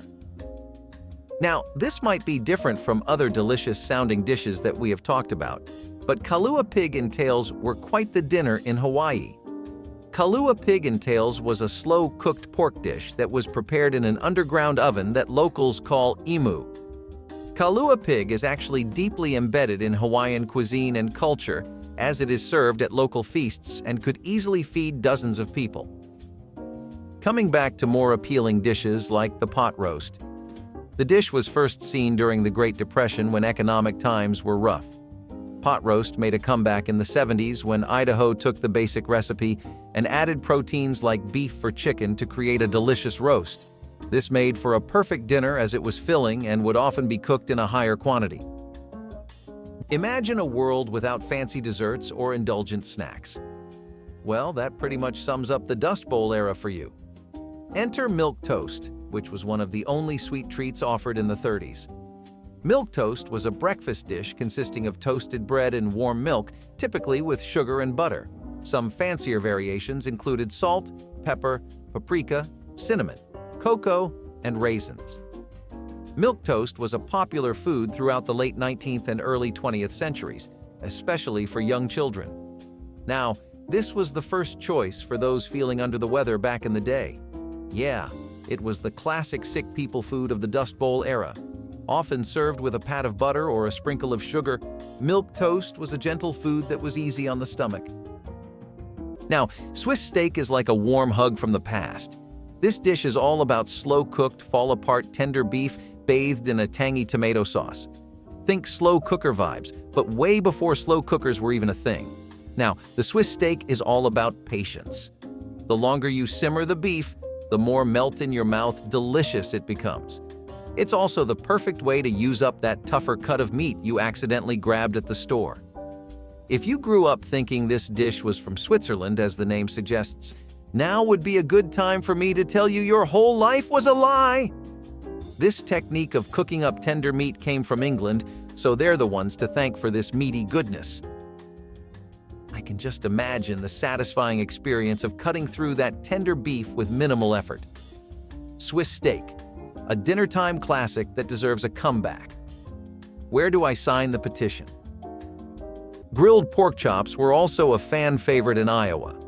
In the 70s, many restaurants added pork chops to their menu as specials. So many restaurants took this step that people in Iowa started testing each restaurant to see which was selling the best pork chop. This definitely boosted the dinner's popularity amongst locals, as it was both delicious and fun to eat. How can we talk about popular dinners and not discuss barbecue ribs in Kansas? The locals loved barbecue so much they created their own Kansas-style barbecue that entailed pork ribs grilled slowly in a spice rub. Pair that with a sweet but tangy sauce, and you have a knockout dinner that everyone would enjoy after a long day at work. Slumgullion was a kind of American goulash, which was usually considered something that was conceived as a result of the needs of the Depression era. That's because it didn't really have a set stack of ingredients you needed to get, but rather, it would just use whatever was on hand. Usually that was stuff like basic vegetables and maybe some seasonings, but in the one-pot era, most people's pantries typically had ground beef, pasta, tomatoes, mushrooms, and other kinds of great savory stuff. You know, the kind of ingredients you could throw into a pot and make one lovely goulash out of. This dish really is a lot more practical than it is useful. But when most people try to make the best use out of their food, they often end up sacrificing flavor. You don't have to worry about that here at all, because this dish has it all thanks to the slow cooking. It's a stew like no other, and it comes on a serious budget. Meatier dinners were the best option in the 70s as bison steak became popular in Colorado. Bison was one of the most widely hunted animals in the state, with locals having a deep love for the meat. Steaks and American dinners complete each other, so it is no wonder that fresh bison steak with mashed potatoes and asparagus was a fan favorite. Seafood was a popular protein choice, as clam bakes were a go-to dinner food in Connecticut. You could find a good clam bake plate for dinner anywhere from homes to restaurants, diners, and even pubs. Clams were a classic seafood in Connecticut because they were harvested and locally produced. The tasty meat pie isn't your average store-bought pie. We're talking about a savory masterpiece filled with delicious goodness. This used to be a classic at Thanksgiving and Christmas dinners back in the day before hash brown casseroles came to take the cake. But tasty meat pies had their own beauty. Imagine a flaky, golden brown crust with a filling of seasoned ground meat, chopped vegetables like carrots and peas, and a rich, flavorful gravy. The origins of the meat pie have been traced back to the Neolithic period, around 6000 BC. Yeah, even the Egyptians were a fan of this classic. It's perfect for a potluck, a family dinner, or even a cozy night in. The best part? Its portability. Just grab a slice and head out the door. It's the ultimate dinner on the go. Delaware was also serving seafood dinners, as the blue crab boil was a sought-after dinner. Famously covered in Old Bay seasoning, the blue crab boil came with rosemary, sage, pepper, and of course, the freshest crabs in Delaware. People would enjoy corn on the cob, potato wedges, and an assortment of grilled vegetables with the boil. Stone crab claws were also just as special in the East Coast and Florida. Eating stone crab claws was an incredible experience. People would either go fishing on their own during harvest time to find the crabs or watch seafood restaurants bring out fresh crabs. The crab would absorb a lot of flavors and could be cooked in just about any method a person preferred. Stuffed chicken rolls. Don't you dare confuse these with Mickey D's chicken nuggets. Stuffed chicken rolls are the dinner of every kid's dream, 'cause who wouldn't want this cheesy goodness instead of some plain old broccoli soup? Imagine thin sliced chicken breasts pounded to tender perfection and then filled with a savory mixture of seasoned ground ham and melty cheese. Stuffed chicken rolls are a great way to elevate a simple chicken breast, and they're perfect for a special occasion or a fancy weeknight dinner. They're surprisingly easy to make, so don't be intimidated by their fancy appearance. Despite its appeal, stuffed chicken rolls have become less common as people opt for simpler, quicker meals. This has to be by far one of America's greatest inventions, because even though it has vanished from dinner tables in the States, other nations around the world are devouring them. Burgoo stew in Kentucky was really one of those wild card dishes. Sometimes you would get a heavenly tasting savory mix of vegetables and meat, but sometimes you would get a questionable lineup of flavors. This was because you could throw in just about any ingredient in the stew. Kentucky Derbies loved having it as dinner on special occasions, though. Jambalaya is one of the most popular dishes in Louisiana, and particularly in New Orleans. As confusing as the name sounds, the dish makes for one flavorful dinner. Jambalaya typically has chicken or sausage, but it may also include both meats along with seafood. New Orleans had many variations of jambalaya, as it became a popular takeout food option in the 70s. It seemed that seafood options were popular that year, as lobster dinner was a regular dinner in Maine. The dish got so popular that Food magazine named it the #1 dinner in Maine. We can imagine how good the dish was, as fresh lobsters caught in Maine and served with potatoes, peppers, and a buttery sauce sounds like a heavenly dinner. Back in the 1950s, the Divan Parisian restaurant at Chatham Hotel in New York City gave birth to its signature dish, the Chicken Divan Casserole. This mouth-watering dish soon found its way to all our homes, and I'm not complaining. It's made of tender chicken pieces nestled amongst vibrant green broccoli florets in a rich and creamy sauce, topped with a generous layer of melty cheese and a sprinkle of crispy breadcrumbs. The chef who leaked this recipe out to the public really took one for the team, and we can never thank him enough. It's the perfect combination of protein, veggies, and all the cheesy goodness your heart desires. Just maybe pair it with a side salad to pretend you're being healthy. Chicken Divan Casserole is the retro dish of every cheese lover's dreams, and you know what that calls for? A comeback. It's a classic at throwback parties, but you don't really need an excuse to cook this up. A typical Tuesday night works too. Deep dish pizza might be something you associate with Chicago or the Bronx, but it is actually extremely popular in Illinois too, particularly tomato-based pizzas with pepperoni that were served in Illinois. This dinner special had Italian sausages and a thin layered crust that every person loved. On days when people did not want to cook, the deep dish pizza became a great dinner to have. Surprisingly, Indiana preferred their dinners to be crispy fried chicken that was usually served with mashed potatoes and gravy. Soul food was becoming popular in the States, and Indiana took to adopting fried chicken and gravy as part of their staple dinner choices. Popular with working young adults, this dinner offered a good balance of nutrients and protein, provided it wasn't eaten daily. The ground beef veggie stew is the perfect combination of simple ingredients and a big flavor. This dinner dish is a budget-friendly and nutritious dinner option made with ground beef and a variety of vegetables. Plus, it's a great way to use up any leftover vegetables you might have hanging out in your fridge. You can customize this stew to your liking. Throw in some chopped potatoes for extra starch, or add a splash of your favorite hot sauce for a kick. Ground beef. Veggie stew is a classic comfort food that's easy to make, but let's be honest, it's vanishing from our tables because it can't compete with the modern options. You know, like the Crunch Wrap Supreme from Taco Bell. I bet Taco Bell doesn't remind you of your grandma and your cousins, though. Apricot chicken probably came from the Middle East, and to be honest, you'll see a lot of dishes that are going to be from other cuisines and cultures. It's because around the same time the slow cooker was born, there was this desire that enveloped the masses, which steered them away from the sausages, bacon breakfasts, and hash browns that America already offered. They wanted to see what was there in other countries, what their streets smelled like, and what kind of food you could find there. Apricot chicken stew is a good example of the kind of flavors you can expect out of a Middle Eastern joint, with tangy and savory focuses being the star of the show. The one-pot method really helps break down the apricot and provide that tanginess, along with a rich sweetness that brings all of it together. It's an incredible way to have your chicken, and if you're on a bulk diet, this is way tastier than grilled fillets over rice. Turnip greens were a common green leafy vegetable during the Dust Bowl, when other greens like spinach and lettuce were a rare sight.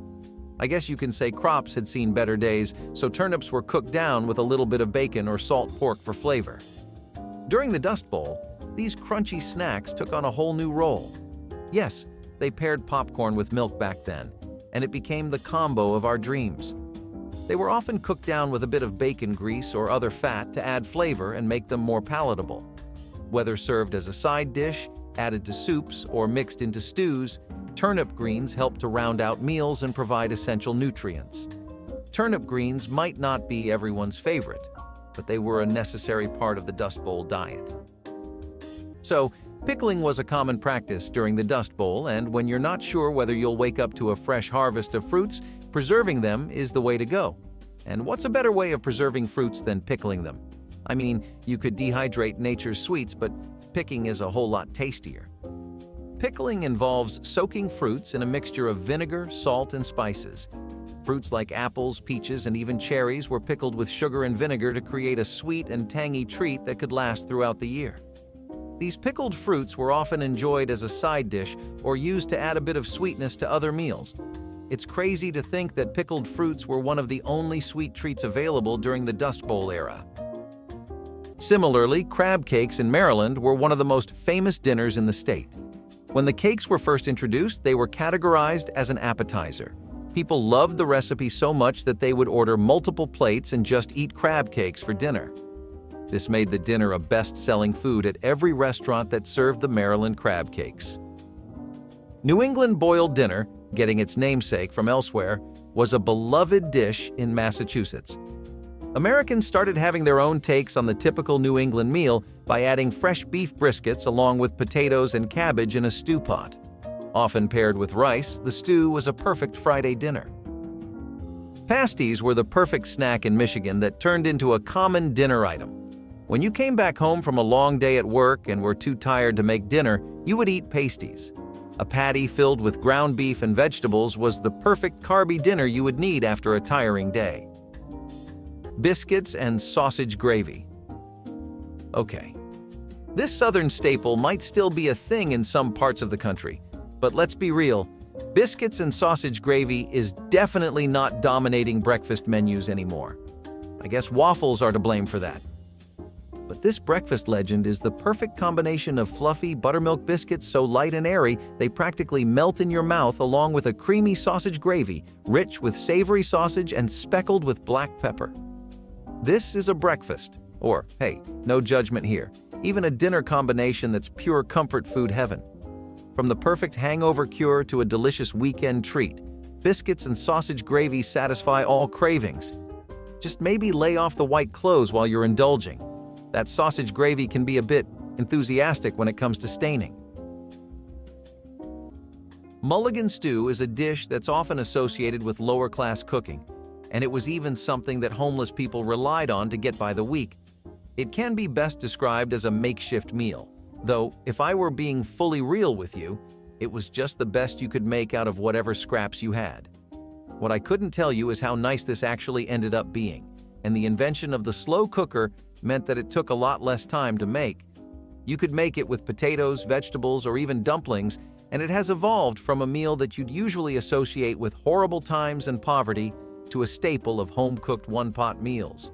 Working and middle-class families often resort to this when they want to take care of everyone's appetite in one go, and man, it really works.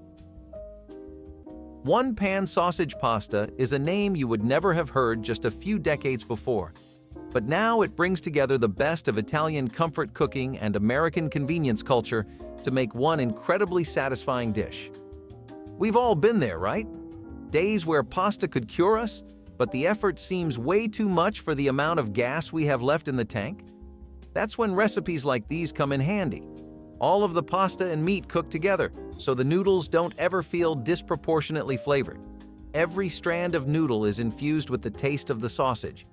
The slow cooking really helps break down the fats, and what you get is something that tastes way more dense flavor-wise than anything else. Coming back to the stew dinners that America loved, elk stew was a nutritious and heartwarming stew that was popular down in Montana for its savory notes. Elk stew can be made with anything provided you are not missing the elk itself. This flavorful stew, made with root vegetables like potatoes, chilies, and mushrooms, was a staple in many households. Beef stroganoff is just as good as it sounds, and it was enough of a hit in Nebraska for almost every steakhouse to start serving it. Creamy sauces topped on egg noodles with sliced, perfectly tender beef resulted in a flavor that the state of Nebraska just could not refuse. Beef stroganoff was most popular in the 70s, and for good reason, even if it is harder to find now. Prime ribs are an annual tradition down in Nevada. Smoked and glazed ribs served with an assortment of sides like potatoes, this dish was a dinner table special. Many steakhouses across Nevada feature prime ribs on the menu as a special, and they were especially popular in the 70s because chefs had started to add their own variations to the dish. The Hungarians really killed it with dinners that shaped our childhood, because we've got another banger on the list. Hungarian goulash was everyone's favorite cozy, hearty meal back in the day. Goulash is a hearty stew whipped up with tender chunks of beef simmered in a rich, savory sauce brimming with paprika. Yeah, paprika was huge back in the day. So why did this delicious dinner vanish from our dinner tables? Well, the Hungarian goulash traces back as far as the 10th century to stews eaten by the shepherds, so you can say this one might just have run its course. But hey, if you're ever craving goulash, dust off some old cookbooks and get to work because it really isn't hard to wump up. This is the perfect dish for a chilly night in, curled up on the couch with a good movie. Just be careful not to spill it on your mom's vintage tablecloth. Those things are irreplaceable. Chili should be no stranger to anyone who knows American cuisine, especially not to people who know how much Texans love their spice. A traditional spicy beef chili dinner would be served with fried onions, roasted vegetables, and garlic. Interestingly, it would only be served during dinner time at restaurants, as chefs believed chili should be the last meal of your day. Funeral potatoes have a much more depressing name than what they actually are, which is just a cheesy casserole. These potatoes were served at family gatherings or friends having get-togethers. The cheesy potatoes would be the first dish to get finished up at any dinner gathering. Maple glazed ham might get you thinking, what's so special about Vermont's ham? The question is not about the ham, but the syrup. Sugar maple, you see, tends to adore sweet soil, which is in abundance in Vermont. So maple syrup from there is a league on its own. Pair that with cured ham, and you can figure out why this dish was an iconic choice for dinner at diners and restaurants. Another well-known type of ham is Smithfield ham, which comes from peanut-fed hogs commonly raised in Virginia. Smoked or cured ham can be enjoyed any way, but in the 70s, Virginia would eat smoked ham with a mess of vegetables. Typically, geoduck would weigh between 2 to 3 pounds, so the dish was shared amongst families and took center stage during communal dinners. Hear me out, this one might sound a little boring at first glance, but trust me, it's a classic for a reason.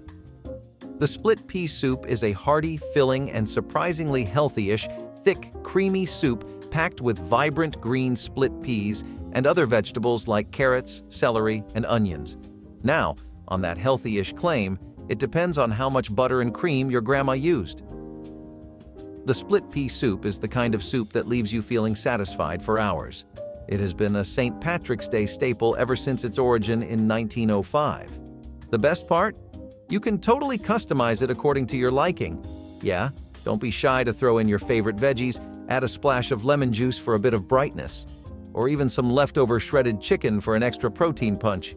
We really need to bring this one back. Pulled pork barbecue might have its origins in the South, but for any respectable barbecue done in North Carolina, it is a sure-fire option. Pulled pork barbecue usually consists of a slow-smoked pork that is served alongside crunchy cornbread and coleslaw with tangy sauces. Knoofle soup might have German or Norwegian roots, but the North Dakota version of it has always been a hit. Smoked meat, root vegetables, and dumplings with cream was a volatile mix of flavors that ticked most boxes. Kids are never fond of soups, no matter what, but this was a great way for families to work some nutrition in the diet through an enjoyable dinner. Chicken paprikash is simpler than it is enjoyable, consisting of just braised chicken pieces tossed in a sauce made from chicken stock and vegetables. Interestingly, Hungarian paprika was somewhat of a secret ingredient chicken paprikash used to give it a distinct flavor. Ohio would popularize the dish in the 60s, but it would not be until the late 70s that it really took off across restaurant chains. Frogmore stew in South Carolina was the ultimate one-pot dinner. Preparation-wise, all you had to do was throw shrimps, red potatoes, and sausages into one pot with lots of seasoning and vegetables. Boiling these items together and serving Frogmore stew on dinner tables was like serving the best dish in town. As for the taste? Well, it is a given that this mess of seafood and sausages tasted incredible. Buffalo burgers in South Dakota are a pairing only outdone in age by cheeseburgers and American fast food. Made from lean buffalo meat with classic toppings like mushrooms, olives, and all kinds of sauces, this was a common sight at any respectable burger joint in Dakota. Even new joints that were just starting out would serve buffalo burgers to draw in customers. Country ham is something that Tennessee residents swear derives its flavor from the curing process. Listening to them is common sense, though, considering how long the state has been dealing with ham. One of the most popular places to get country ham is Tennessee, and not only can you find canned ham dinners, but also proper meals served in popular high-end restaurants. Which recipe was your favorite? Let us know in the comments, give us a thumbs up, and don't forget to subscribe for more delicious content.